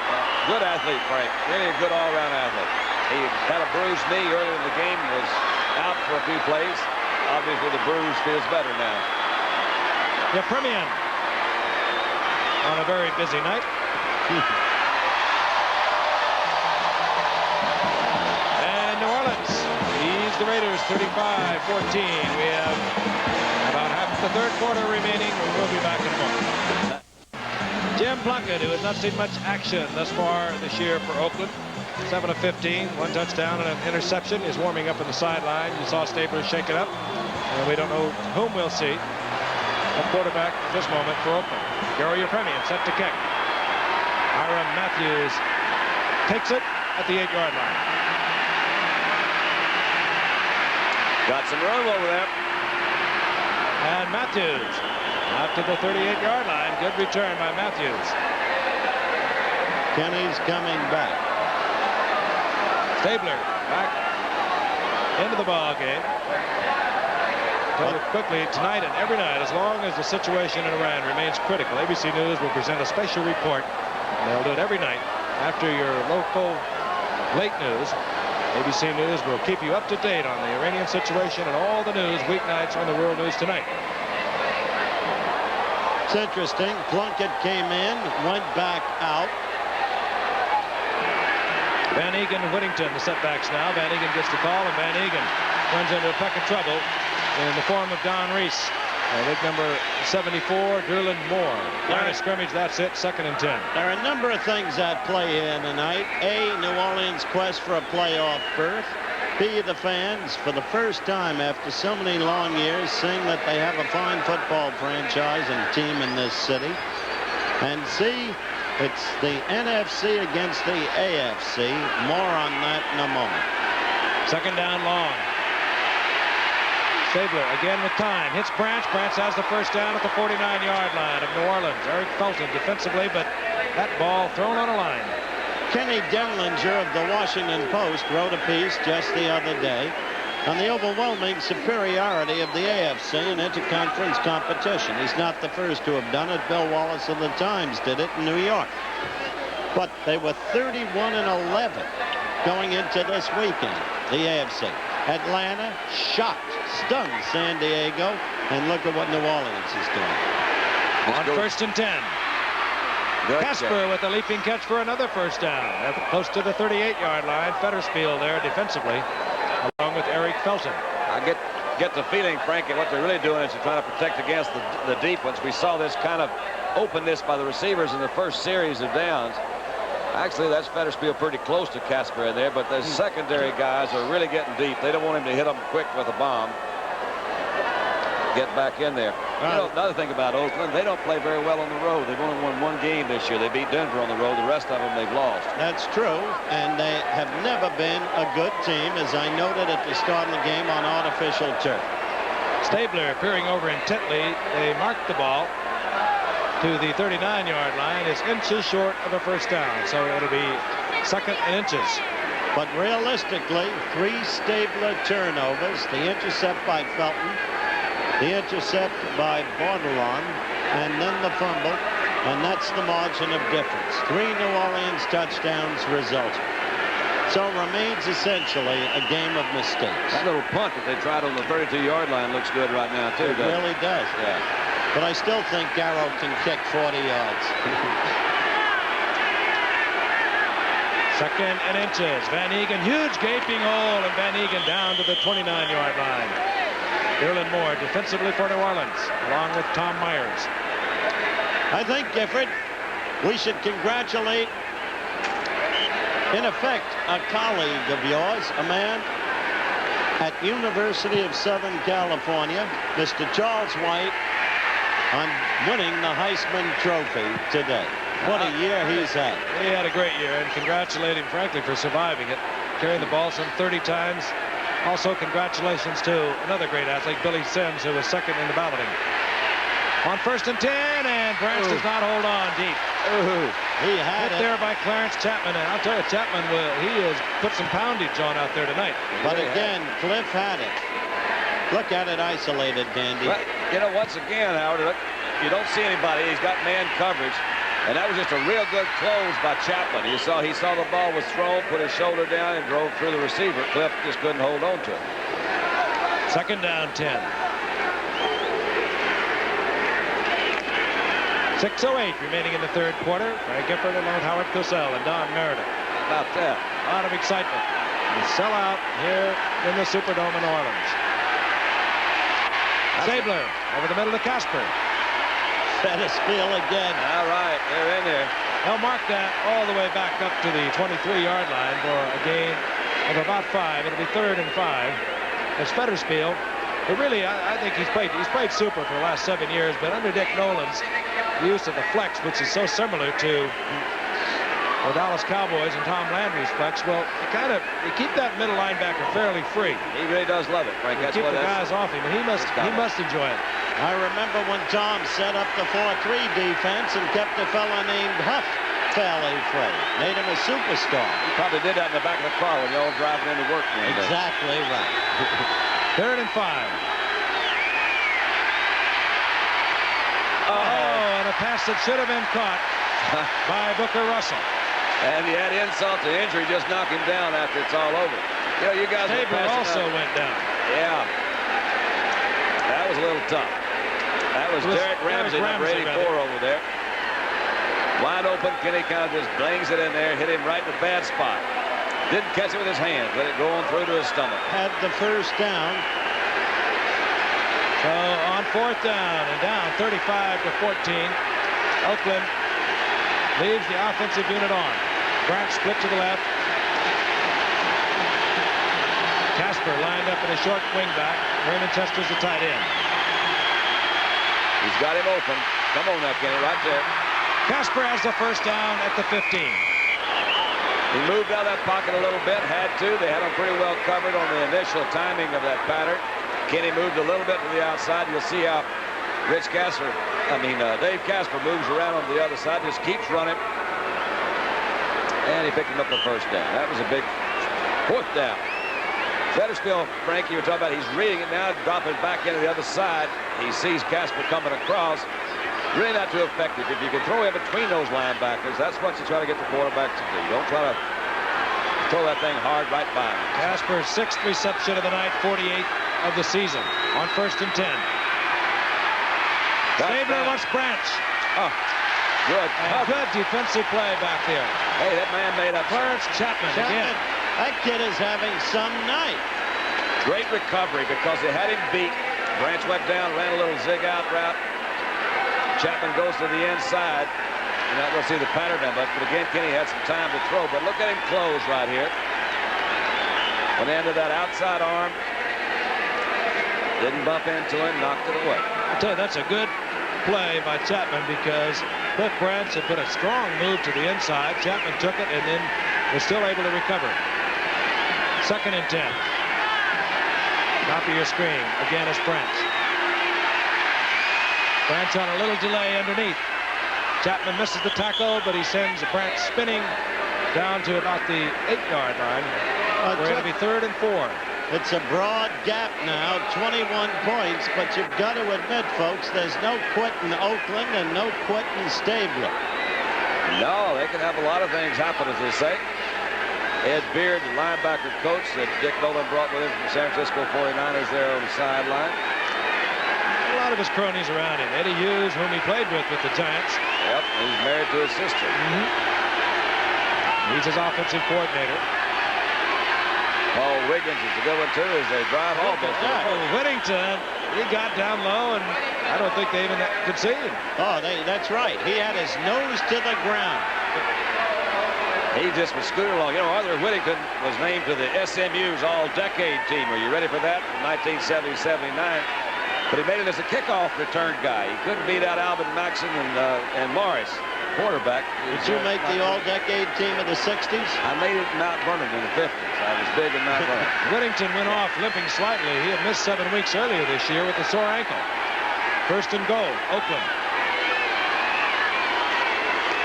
Van Egan, touchdown, Oakland. Looked pretty easy. All right. I like that young man, Tom Flores. He is a good, composed guy. Yeah. He keeps control of himself. He has, as far as the records go, he threw for 407 yards one time as a quarterback for these Oakland Raiders, and Kenny Stabler has yet to match that particular yardage production. 2nd on the all-time list, so he's a good quarterback for him. Stepped in, and it really kind of an unusual situation. Out there, they're building, transition period. And tough for him, but I think he's held his composure very well. Jim Breach for the conversion.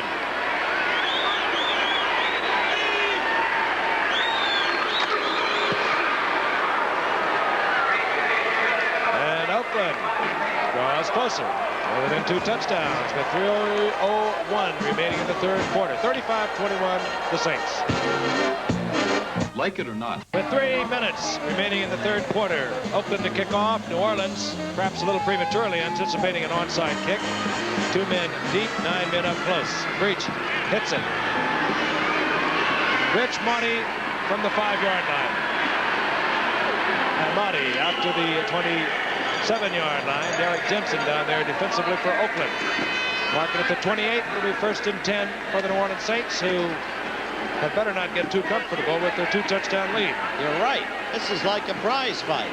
They have to reestablish now their offense. I think that your analogy of prize fight's quite good. I'm somewhat partial to quarterbacks, but I think Stabler had a good chance if he wanted to stay on the canvas. After his interception, when he was hurt slightly, we saw Plunkett warm up. Plunkett even thought he was going to play. Somebody start. They look out there. Stabler's back in there and takes him down and scores. Chandler split to the left. The motion man, Ike Harris. Archie Manning, I believe, might have missed a hand. I think he did, Frank. And nevertheless, he takes it out to the 30-yard line for a gain of about 7. It'll be 2nd and 3. Broken play, and he made it work. Just trying to get a quick handout in there. And let's see what happened. I believe he was going to miss that handoff. Going to be a fumble, and luckily he didn't. You see Galbraith come back to pick up the fumble. Archie says, wait a minute, I'm going to slide in here safe. Going to pick me up about 5 or 6, maybe 7, and try it again. Did a very heady thing. He knew where the block was, turned right behind it, got good yardage. Yeah, got to get the heads together. It's either heady or out of stark terror. Muncie. Whoa. Good block by the G-man, Emmanuel Sanders, and Muncie gets a first down out over the 40-yard line. The first we've heard of him for a while. Emmanuel Sanders with a big block for Muncie. There's a good, what you call a good old boy from Kentucky. Mr. Fettersfield. The extra. We're talking about, you got J.T. Taylor, 71 over there. You got some good blocks out in front. That's Henry Childs doing some blocking.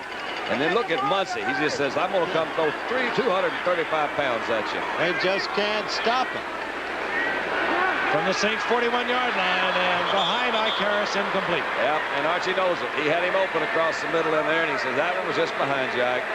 You know, sometimes there's a... That's pretty good. Oh, man. Bob Uecker is upset. I've got to meet Bob Uecker one of these days. I don't even know that guy. You know, psychiatrists have a field day as to why all these chickens are breaking out all over.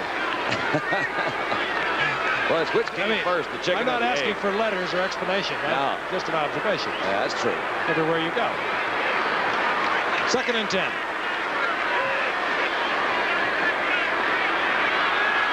Manning.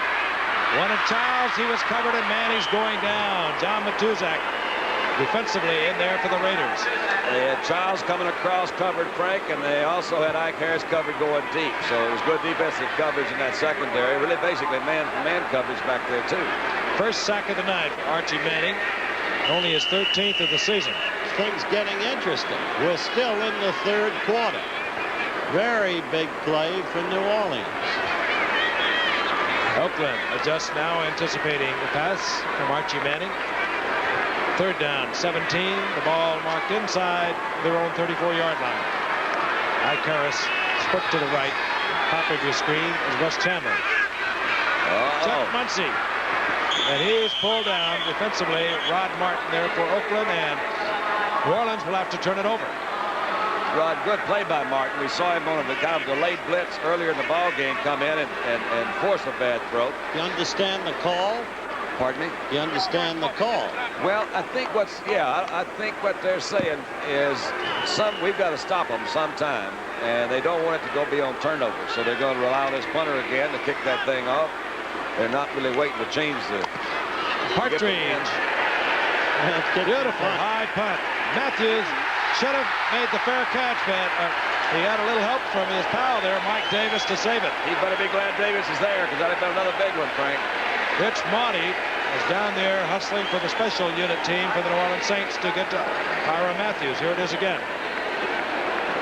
Little chancy. Monty is the guy that's the leader of this group. He's been the headhunter, or whatever you want to call it, on their special teams for a couple of years. He set a record a year ago for tackles on special teams for 27 unassisted tackles.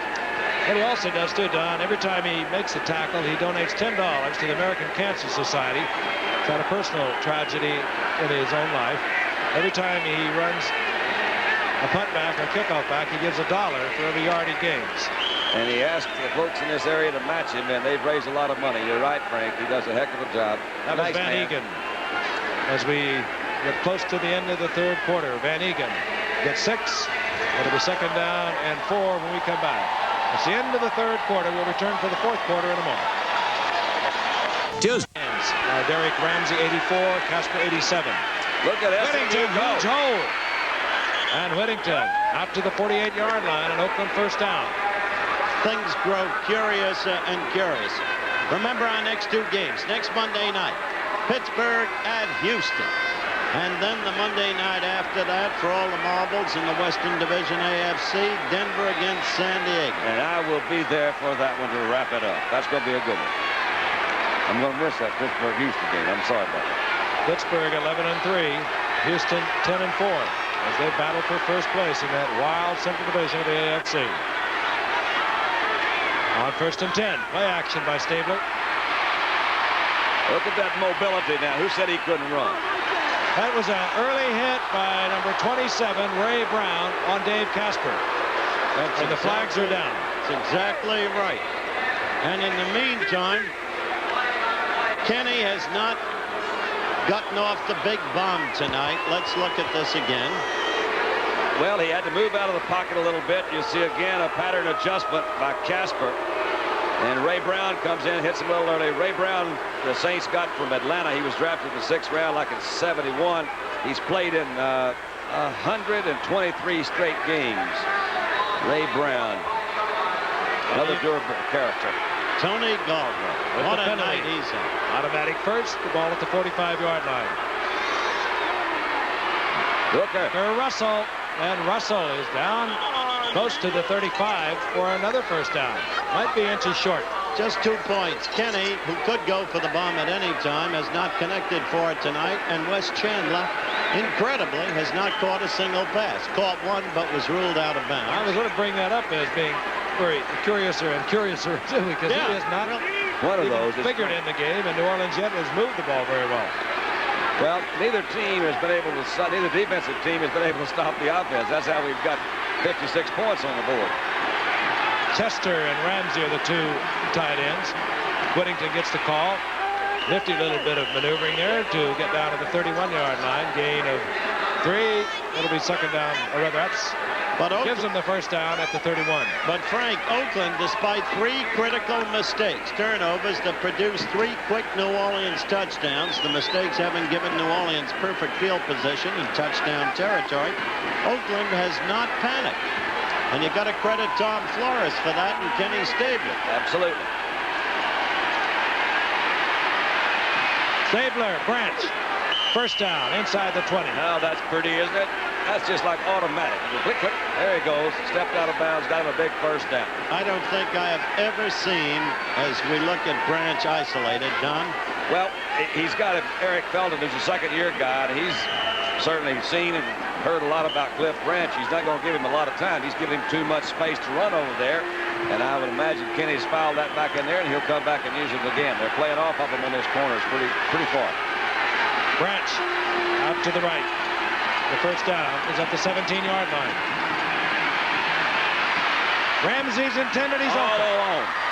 How do you like this? All alone. We got ourselves a good one. What a ball game this is turning out to be.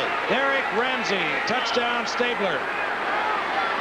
We emphasize again, Stabler shaken up, apparently out of the game. Plunkett going in for him, and Stabler insisting on going back.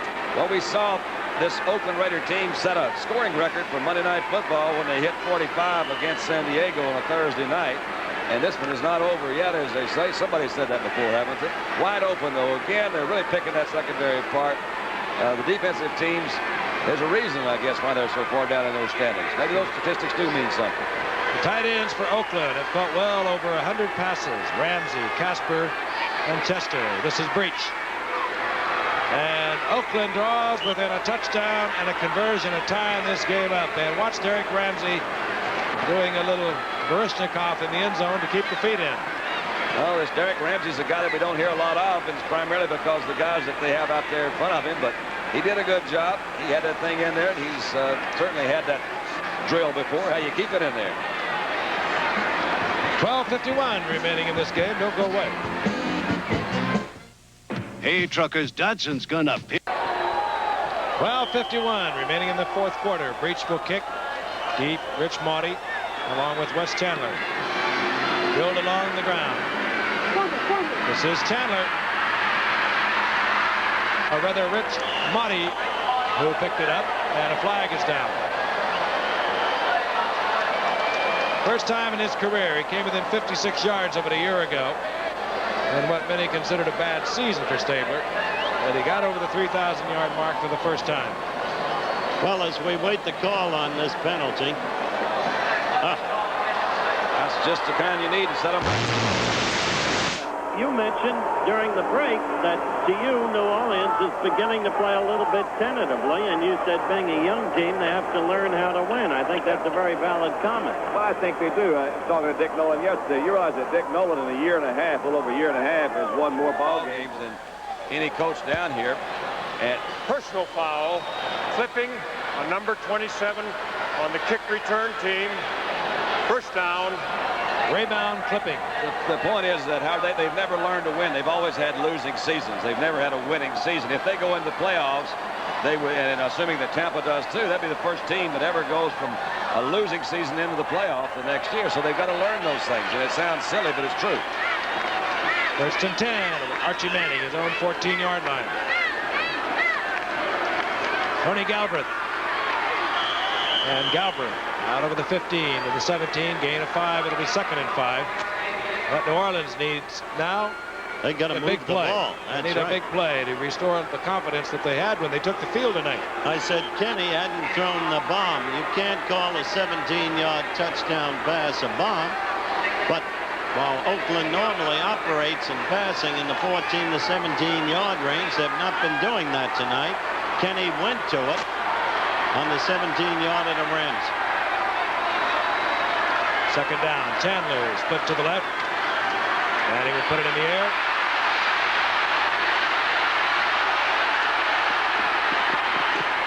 Fires incomplete. Pat Toomey. And Reggie Kinlaw pursuing Manning. Must remember, if Archie can't pull out a first down on this third down play, you can expect good field position for Oakland and the way Stabler is operating. I was about to say earlier, Giff, I don't think for a given series of plays I ever saw greater quarterbacking than after Benny Malone had scored a touchdown for Miami to put the Dolphins ahead in a playoff game. Stabler engineered that drive that led to the waffle pass caught by Clarence Davis that brought Oakland the victory. That was a good one. 4-man front, 3rd and long for New Orleans.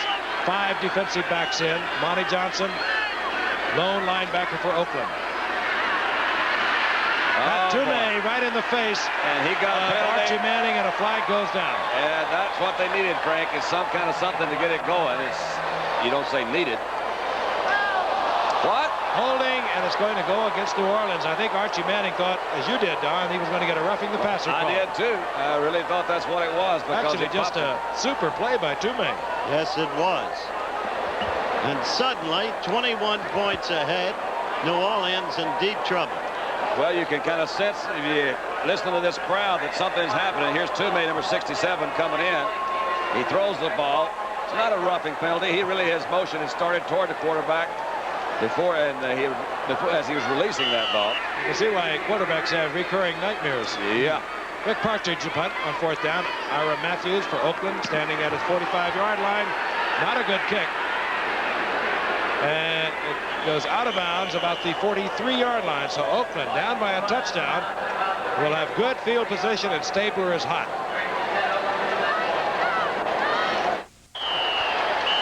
Kenny Stabler to the fat one.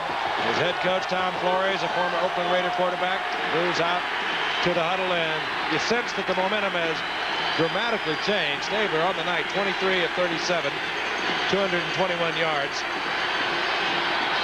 But there's been an ebb and flow in this game of momentum, and it's with Oakland at the moment. Van Egan surging over the 45 for a gain of a couple. It'll be 2nd down and 8. Obviously, you've heard so many millions of times how important first down is. Obviously, Oakland wanted more than that. But yet, you can see the composure of this, the most consistently winning team in pro football over the last 10 years.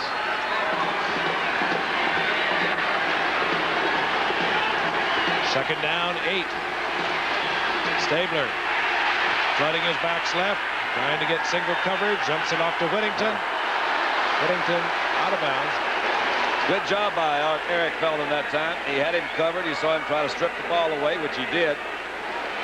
Then he says, well, maybe they think he caught it, and there's a fumble. I'll just pick it up.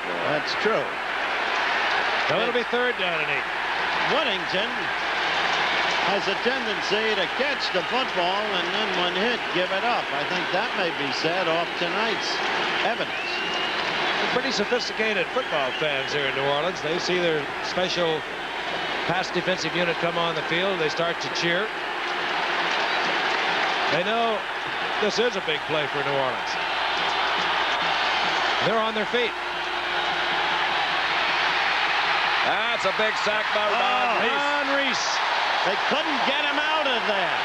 If we get a look at that again, you'll see that the blocker could not get him out of there.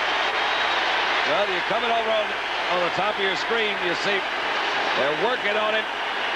That's Art Shell. He just got a little more speed than Art. Came right around. And that is something. That put him back in there. 3rd down and big. You push Art Shell out of the way that way, you are doing some kind of job, to use that old cliche. Neutralized the strength and the speed got around him. Ray Guy, this is Rich Monty for New Orleans. That is 11-yard line.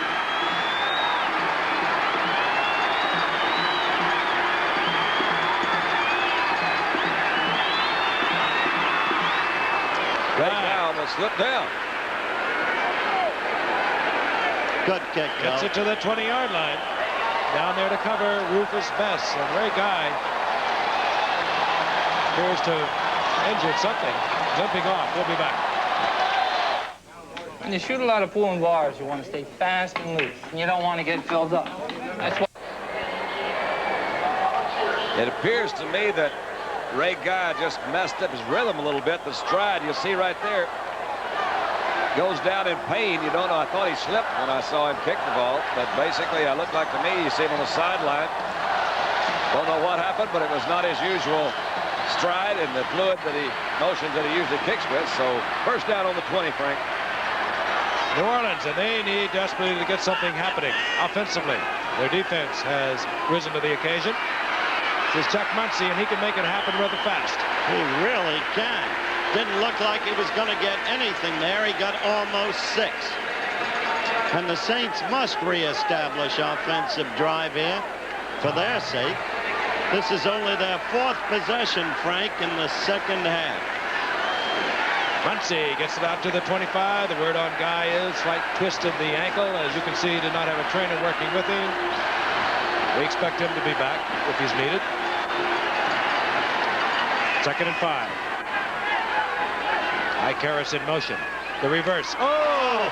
And Reggie Kinlaw just fell right into it more than anything else. He really did, Frank. They had the wrong play for that defense. There was, well, you don't want Ike Harris hurt.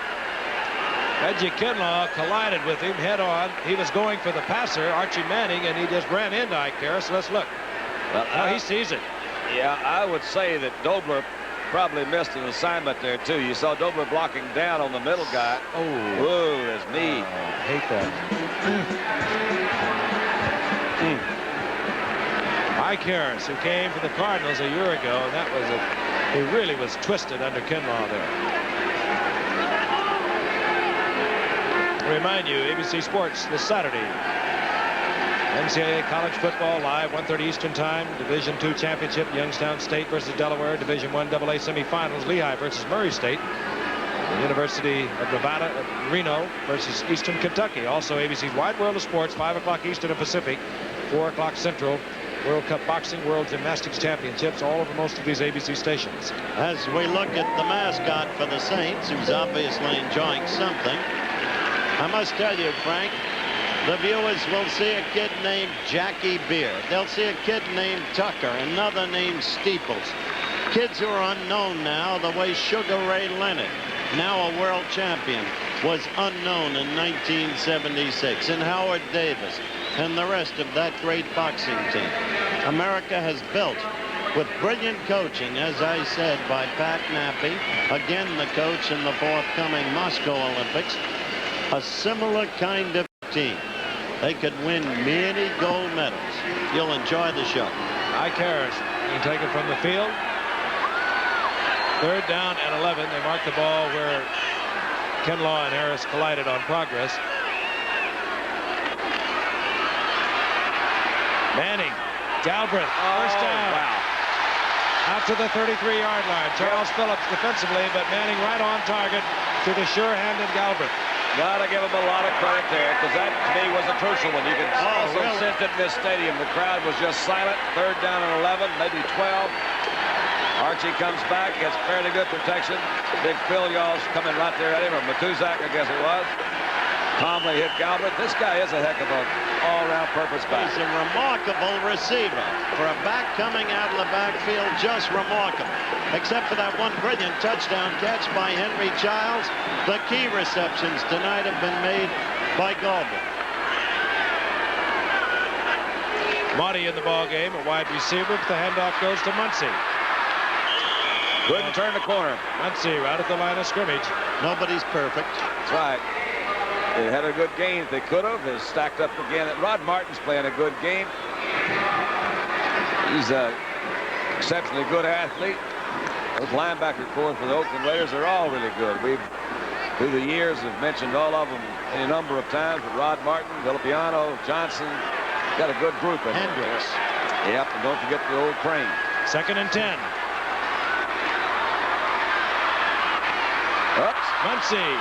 Ball slightly behind him. He could not hold on. Rod Martin there covering. And while Ike Harris is on the bench, he limped off the field with assistance. We have Rich Monty in at wide receiver, who only has 2 receptions on the year. This Ike Harris had 3 super years with the Cardinals before coming to the Saints last year along with Conrad Dobler. So Archie faces another critical 3rd down. But should they fail to make the first down this time when they punt, Oakland won't have that sweet field position they had early. Wes Chandler still without a reception for New Orleans. Intended for They do now. Muncie. All right, what an Picked interception. Picked off by Rufus Bess, a rookie free agent From South Carolina State. How they can produce them at that school. Well, wait a minute. Now, somebody missed something over here on the right side. You see, there's a lot of pressure come in over there. On the left side, the ball was thrown late, trying to force the ball. Good coverage by Best. Muncie's out there on a pattern. Well, there you go. What kind of field position they have now? So Perfect. nice. 44-yard line. Stabler with the hot hand. That broke Archie's interception string, or lack of interceptions. Whittington piled up defensively. Again, it's Don Reese. He's playing a whale of a game tonight. A gain of a yard. It'll be 2nd and 9. Remember on their last series, when again they had good field position, though not quite as good as now, Stabler called basically the same play, and he got himself in a hole. Now, quickly, with only a yard, he's in a hole. 7:25 remaining. Second down, 9 for Stabler. Inside handoff, Whittington gets a block from Booker Russell and moves down to the 38-yard line, where it'll be 3rd down and 4, upended there by Alex Price. What would you do here, Dandy? Well, I think really right now, in this situation, he's in a zone where he can run twice if he wants to. Got 4th down territory. Yeah, he's got a lot of opportunities to do things out there. Considering that the Saints really are the weakest team against the run, I don't think he'd be bad by running Van Egan a couple of times. Seesaw battle. The Saints up by 7 points. At one point, they were up by 21 before the end of the first half, and Russell gets the first down to about the 32-yard line. Yeah, and if Van Egan's not in there, give it to Russell. Yeah, Booker, either one of them. They'll take it. Big back right there, Booker Russell. Archie Manning knew that he was late with that last pass that was picked off by Rufus Bess. That's an interesting graphic. Well, a lot of it goes back to they've only trapped him 12 times coming to this ball game tonight. A lot of things really figure into that interception deal. Stabler floods his backs to the right, and then goes out to Whittington, and it's deflected. What a nifty play by Mr. Grooms. It was, because Pat Hughes was a little bit off, a little bit further off from Whittington than he wanted to be. He had about 10 yards in between him. So it was a good shot. And if he had gotten this one out there, we haven't heard of Lois coming in there tonight for the quarterback traps. As we mentioned earlier, he leads the league, leads the team in those. 6:02 to play. Ball at the 31-yard line, 2nd and 10. Branch, who did not start tonight, has been one of Stabler's key receivers. He's caught 5 for 53. Casper has caught 6.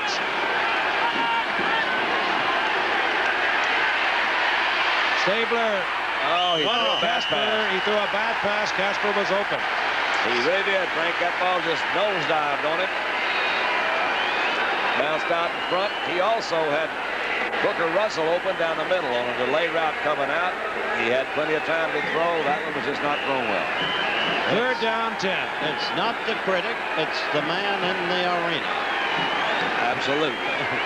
Absolutely. And I've thrown them just like that. I know. That's what I meant. That's it.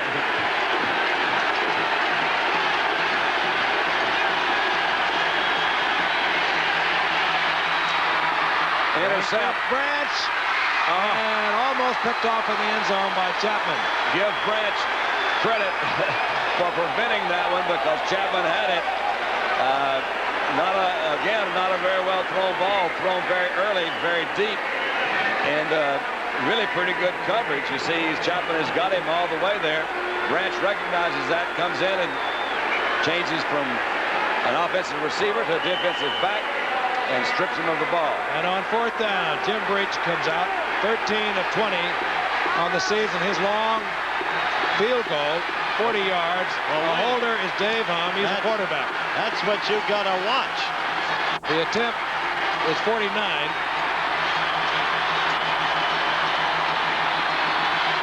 Well, wide to the right. And for New Orleans, possession at the 31-yard line. The line of scrimmage. 5:46 left. If New Orleans can mount any kind of drive, that could do it. Well, it's true. You know, we've been, I think, justly giving Kenny a lot of praise tonight, but really on the last 2 passes were not good passes. He had an open receiver, in my opinion, with Casper, and he threw to one that was covered when he tried to hit Branch. So those were 2 critical plays. Brooks Monty remains a wide receiver. Sprained knee was the word on Icarus. Muncie, he's pounded by Kinlaw. Reggie Kinlaw, the rookie from Oklahoma, 12th round draft pick, that's turned into a surprisingly fine, good football player for Oakland. Comes in when they want to get into their 4-3 defense, get more of a pass pressure. Archie has some decision making to do. That's true. They've got basically a fairly, look at that graphic right there, the first half and the second half. You can see whose ball game it was, when and where. 2nd down, 9.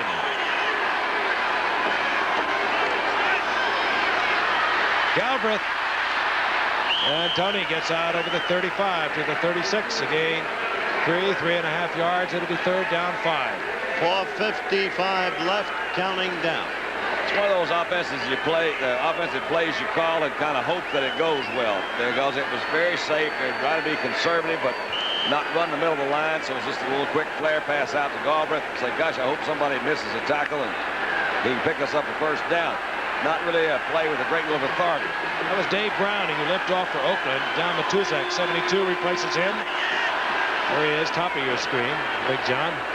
3rd and 5. Manning, a lot of time, and Galbraith is open, but he does not hold on with one hand. Rod Martin defensively, but Galbraith was open. He really was, Frank. It was one of those, it would have been a good pass. Galbraith seems to think he should have caught it. I think, again, it could have been thrown a little bit better. He had fairly good coverage once again, but I believe that was Rod Martin that was over there. So very quickly, with 4:21 left, Oakland will get possession. Let's see when. Lots of time, really not even a factor at this point. I think it's interesting that New Orleans has not been able to get a first down on these last couple of drives. Rick Partridge. Myron Matthews can't get to it, and it goes out of bounds at the 33-yard line, where it'll be 1st and 10, Oakland. Don't forget, next Monday night, we'll be in the Astrodome in Houston with Pittsburgh and Houston. And then, of course, our final Monday night telecast will determine the Western Division Conference of the AFC. Denver and San Diego. In San Diego.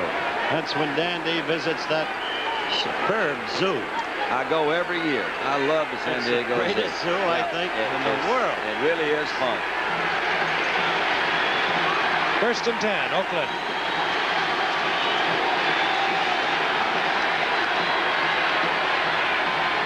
Little play action. Screen. First down. Tries to get the screen back. It was bobbled, I believe, by Van Eeghen and taken by Dalby. I love it. Dalby says there's a football in it. I'm going to catch it. And the statistical chart that Dalby will go down with one reception. What is that now? Does that go as a reception? A curious thing. Sure, it's a reception. You can take it from a deflection. He couldn't, of course, not handle it with that 50 number. He gets a yard out of it. It'll be 2nd down and 9. Everyone becomes eligible once an eligible receiver touches it. I'm glad you told me that, because I watched. It looked like Michelle's lined up in the backfield. It's a new rule. Complete. Cliff Branch, and what a move. Goodbye. Look out. Catch him. Goodbye. There are no flags down. Is that wild? That happened fast. 3:19 still left in the game. Cliff Branch, who was a 9.3 sprinter in his days at the University of Colorado, when he gets the running room, you can write it off. He can really motor.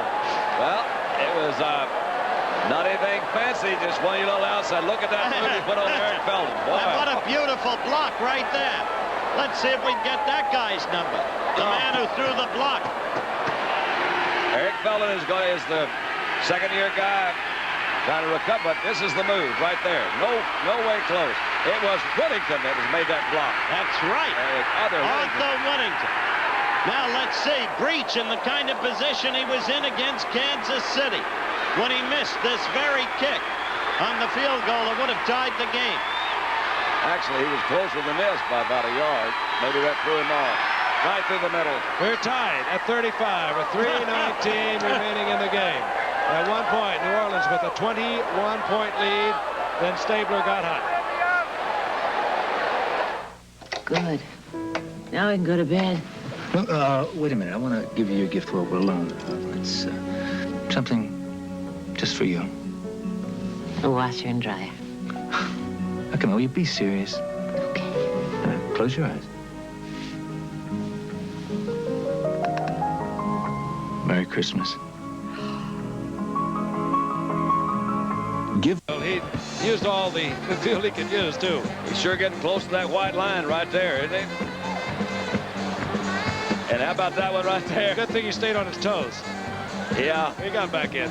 Okay. I was talking about the move he put on Felton, which was absolutely brilliant. He knew where Felton was. He didn't even give him an odd inside, and he just totally lost Felton. Breach hits it. This is Wayne Wilson. The rookie from Shepherd gets it out to the 31-yard line. And we're all tied up, 35-35. We want to remind you again, tonight and every night, as long as the situation in Iran remains, ABC News will present a special report every night after your late local news. And ABC News will keep you up to date on the Iranian situation and all the news weeknights on World News Tonight. So stay with our ABC News team. They're doing a whale of a job. Now let's see if Archie, Tony, and Chuck can get it back. And they haven't used Wes Chandler all night. He has not caught a pass. That's their number one guy. He has 59 coming into tonight's game. Chandler has not caught a ball tonight. Monty in motion. Handoff, Galbraith. Huge hole. And Galbraith, bang, out to the 40-yard line. Quick pickup with 8.5 yards. 2nd down and 1. Fouls quickly, 5 seconds, and allow our station all along the line to identify themselves. 33 WYTV in Youngstown, Ohio. The best things in life. And if you were to go back, you might look at the long drive by Kenny Stabler. who had help on a pass interference call in the end zone by Eric Felton, moved the ball with 2:18 left, the length of the field to get Oakland within 14 points. Somebody called a fumble, and this is Mike Davis. I heard. Oh, no. How about now that? This is Ted Hendricks. I don't believe this. Somebody was calling fumble. You saw the ball come out of the hands of Muncie. Coming up with it was Mike Davis. He got the ball downfield to Hendricks, and Oakland is threatening. Frank, the fans here are absolutely stunned. Well, I don't blame him. My gosh, I heard that fumble, and he fumbled is trying to change hands. And he did it completely on his own. Nobody even hit him. He Talk just about instincts. How about this one as he's going? Oh, that's got to be they got to bring that back, haven't they? Well, they should have been brought back, but it's being marked at the 13. Oh, well. Hendricks made sure, though. Look at Ted. What an incredible football game this has turned out to be. 2 minutes, 21 seconds left. Tied at 35, and Oakland threatening. Whittington. Butterfield made the stop, and not until Whittington had moved to the 9. A gain of 3. It'll be 2nd and 7. First down could be accomplished at the 3-yard line. It's Ted Hendricks all of his career. Baltimore, then Green Bay, now Oakland. He's always been where the football was. Interceptions, fumble recoveries. A moment ago, he was there, Johnny on the spot.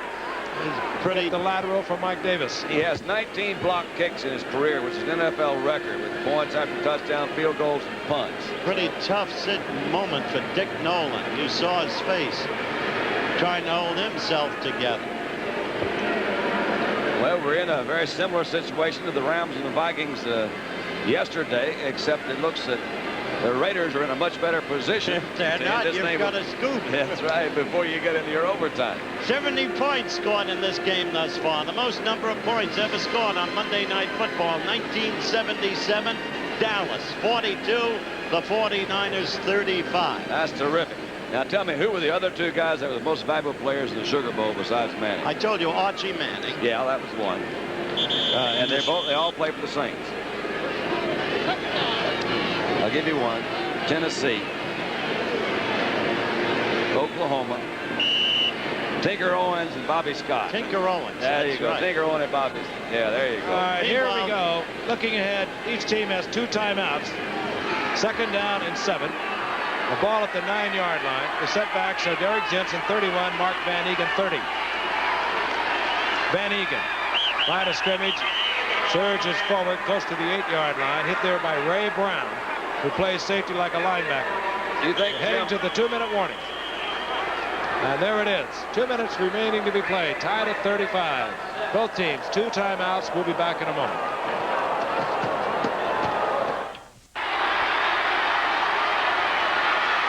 Stabler.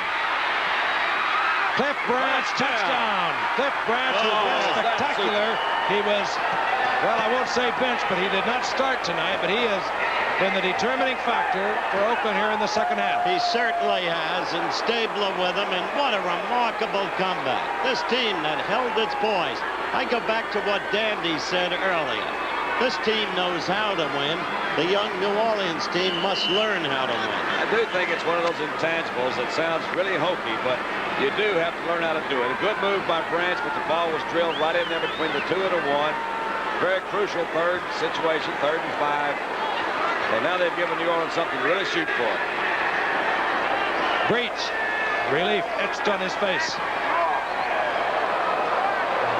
That's good. And the Raiders have taken the lead for the first time tonight, 42-35. Coming from the outside, that's working on Clarence Chapman.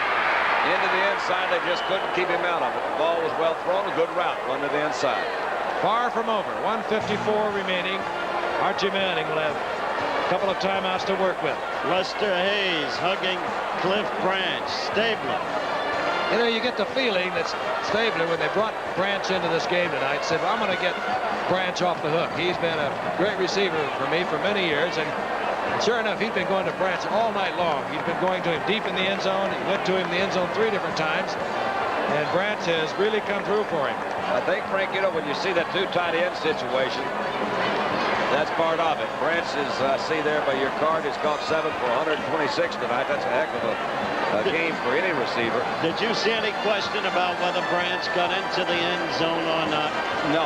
I didn't either. I thought he was in. Yeah, he's right there. Now, on the previous one, there might be a question as to whether he went out of bounds, but it's over. Forget it. Breach. Kicks off. Taken there by Wayne Wilson. And Wayne Wilson gave the crowd a bit of a thrill as it looked like he was going to break it off, but he's dropped it to 30. There's Cliff. Okay. Give the credit to Arthur on the block. That's what he's doing. That's right. And that's nice because Arthur didn't throw a good block for him to spring him over there. Meantime, it's not over yet. Branch has scored his 48th and 49th career touchdowns tonight. That's rather remarkable because he's only playing in his 8th year. Archie's got 147 left. And 2 timeouts from his own 30-yard line. Galbraith is being dueled there with number 53, Rod Martin, incomplete. Archie, except for that one remarkable throw and equally remarkable catch by Henry Childs, hasn't succeeded with the bomb either tonight. Nobody threw some good balls in the first half. The second half has just been really a mistake-ridden sort of half as you see him mark off 10 more yards against New Orleans. And you don't make mistakes like that. You wonder why, you know, you say that. Especially when you look back, they scored first. Holding, number 65. First down. Robert Woods holding. It'll be first down and 20. That's the story on the clock. Remember, Frank, they scored first in this half, built their lead up to 21 points, and then Oakland shut them off. Twice they've led by 21. But Stabler, 4 touchdowns on the night, 3 in this fourth quarter. Manning, Galbraith, incomplete. I don't really understand those routes. He's sending five guys out. Childs goes deep.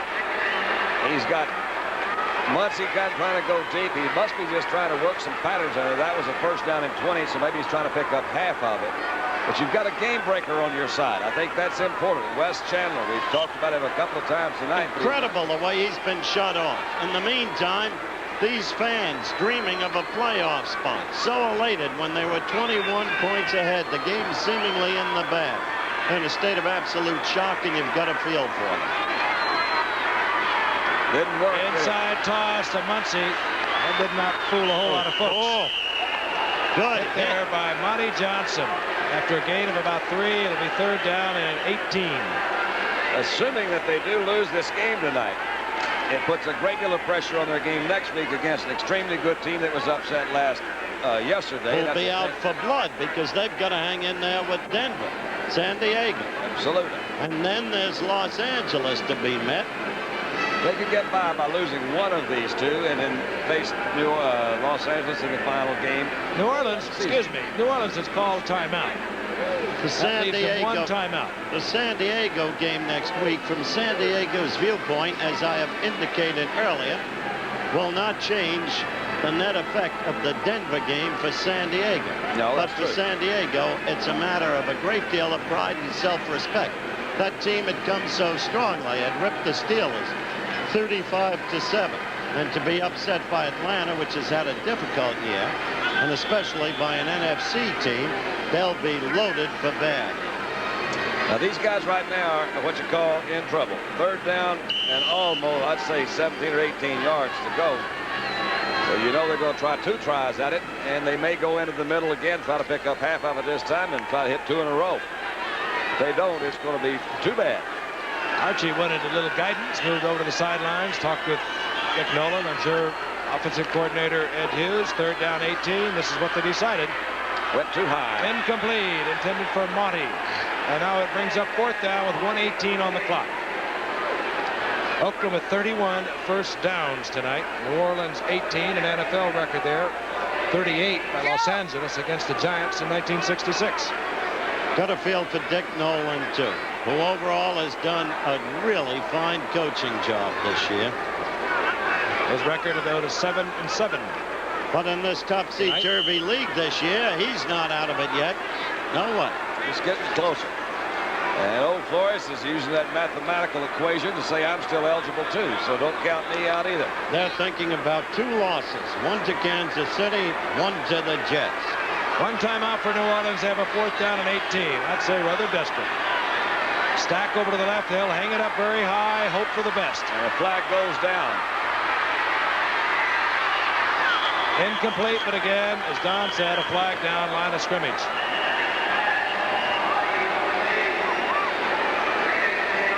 That's what they call, what do they call it, Big Ben down here? Offside Oakland, so we'll have another shot. 1:10, 1 timeout. As Roger Staubach would say, it's a Hail Mary situation. Well, with this 5 yards will help them a little bit because now they can move into more conventional sort of route. They're now trying to pick up 13 yards instead of the 18. That 5 does make a difference. Offside on the defense, number 90. You could look to a guy maybe like Childs coming across the middle. It appears that Oakland's going to give them certain things. They're going to try to protect against a big bomb here with 1 minute and 10 seconds to go. Willie Jones was the eager Oakland Raider, offsides.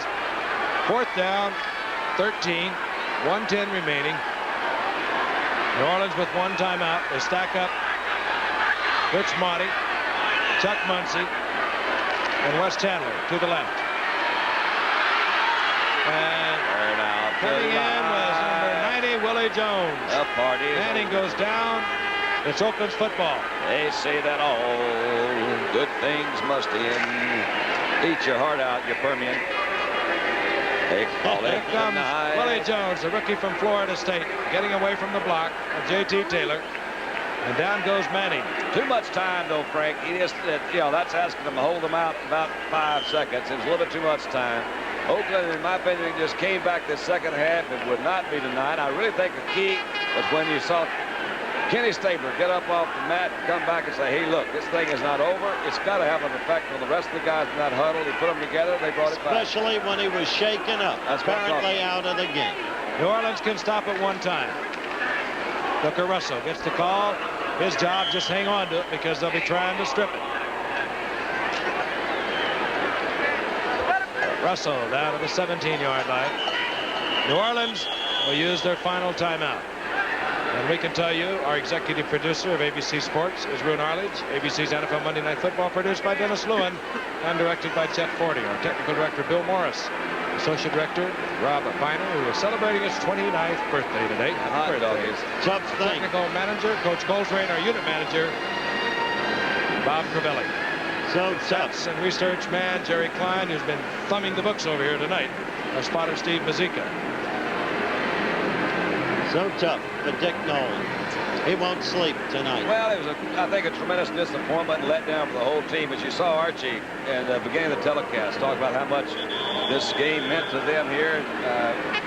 They were really all keyed up for it, and really they just didn't quite measure up to the task. And that's basically it. They had opportunities several times to protect the big lead. They didn't know how to do it, and they didn't do it. So they go back to the drawing board. They're 7-7 right now, and the Rams are 1 game up.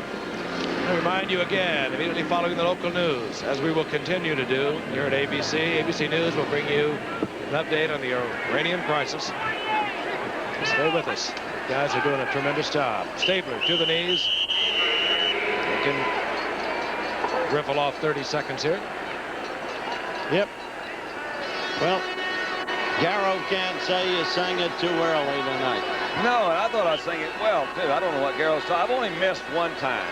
And that was down in Miami.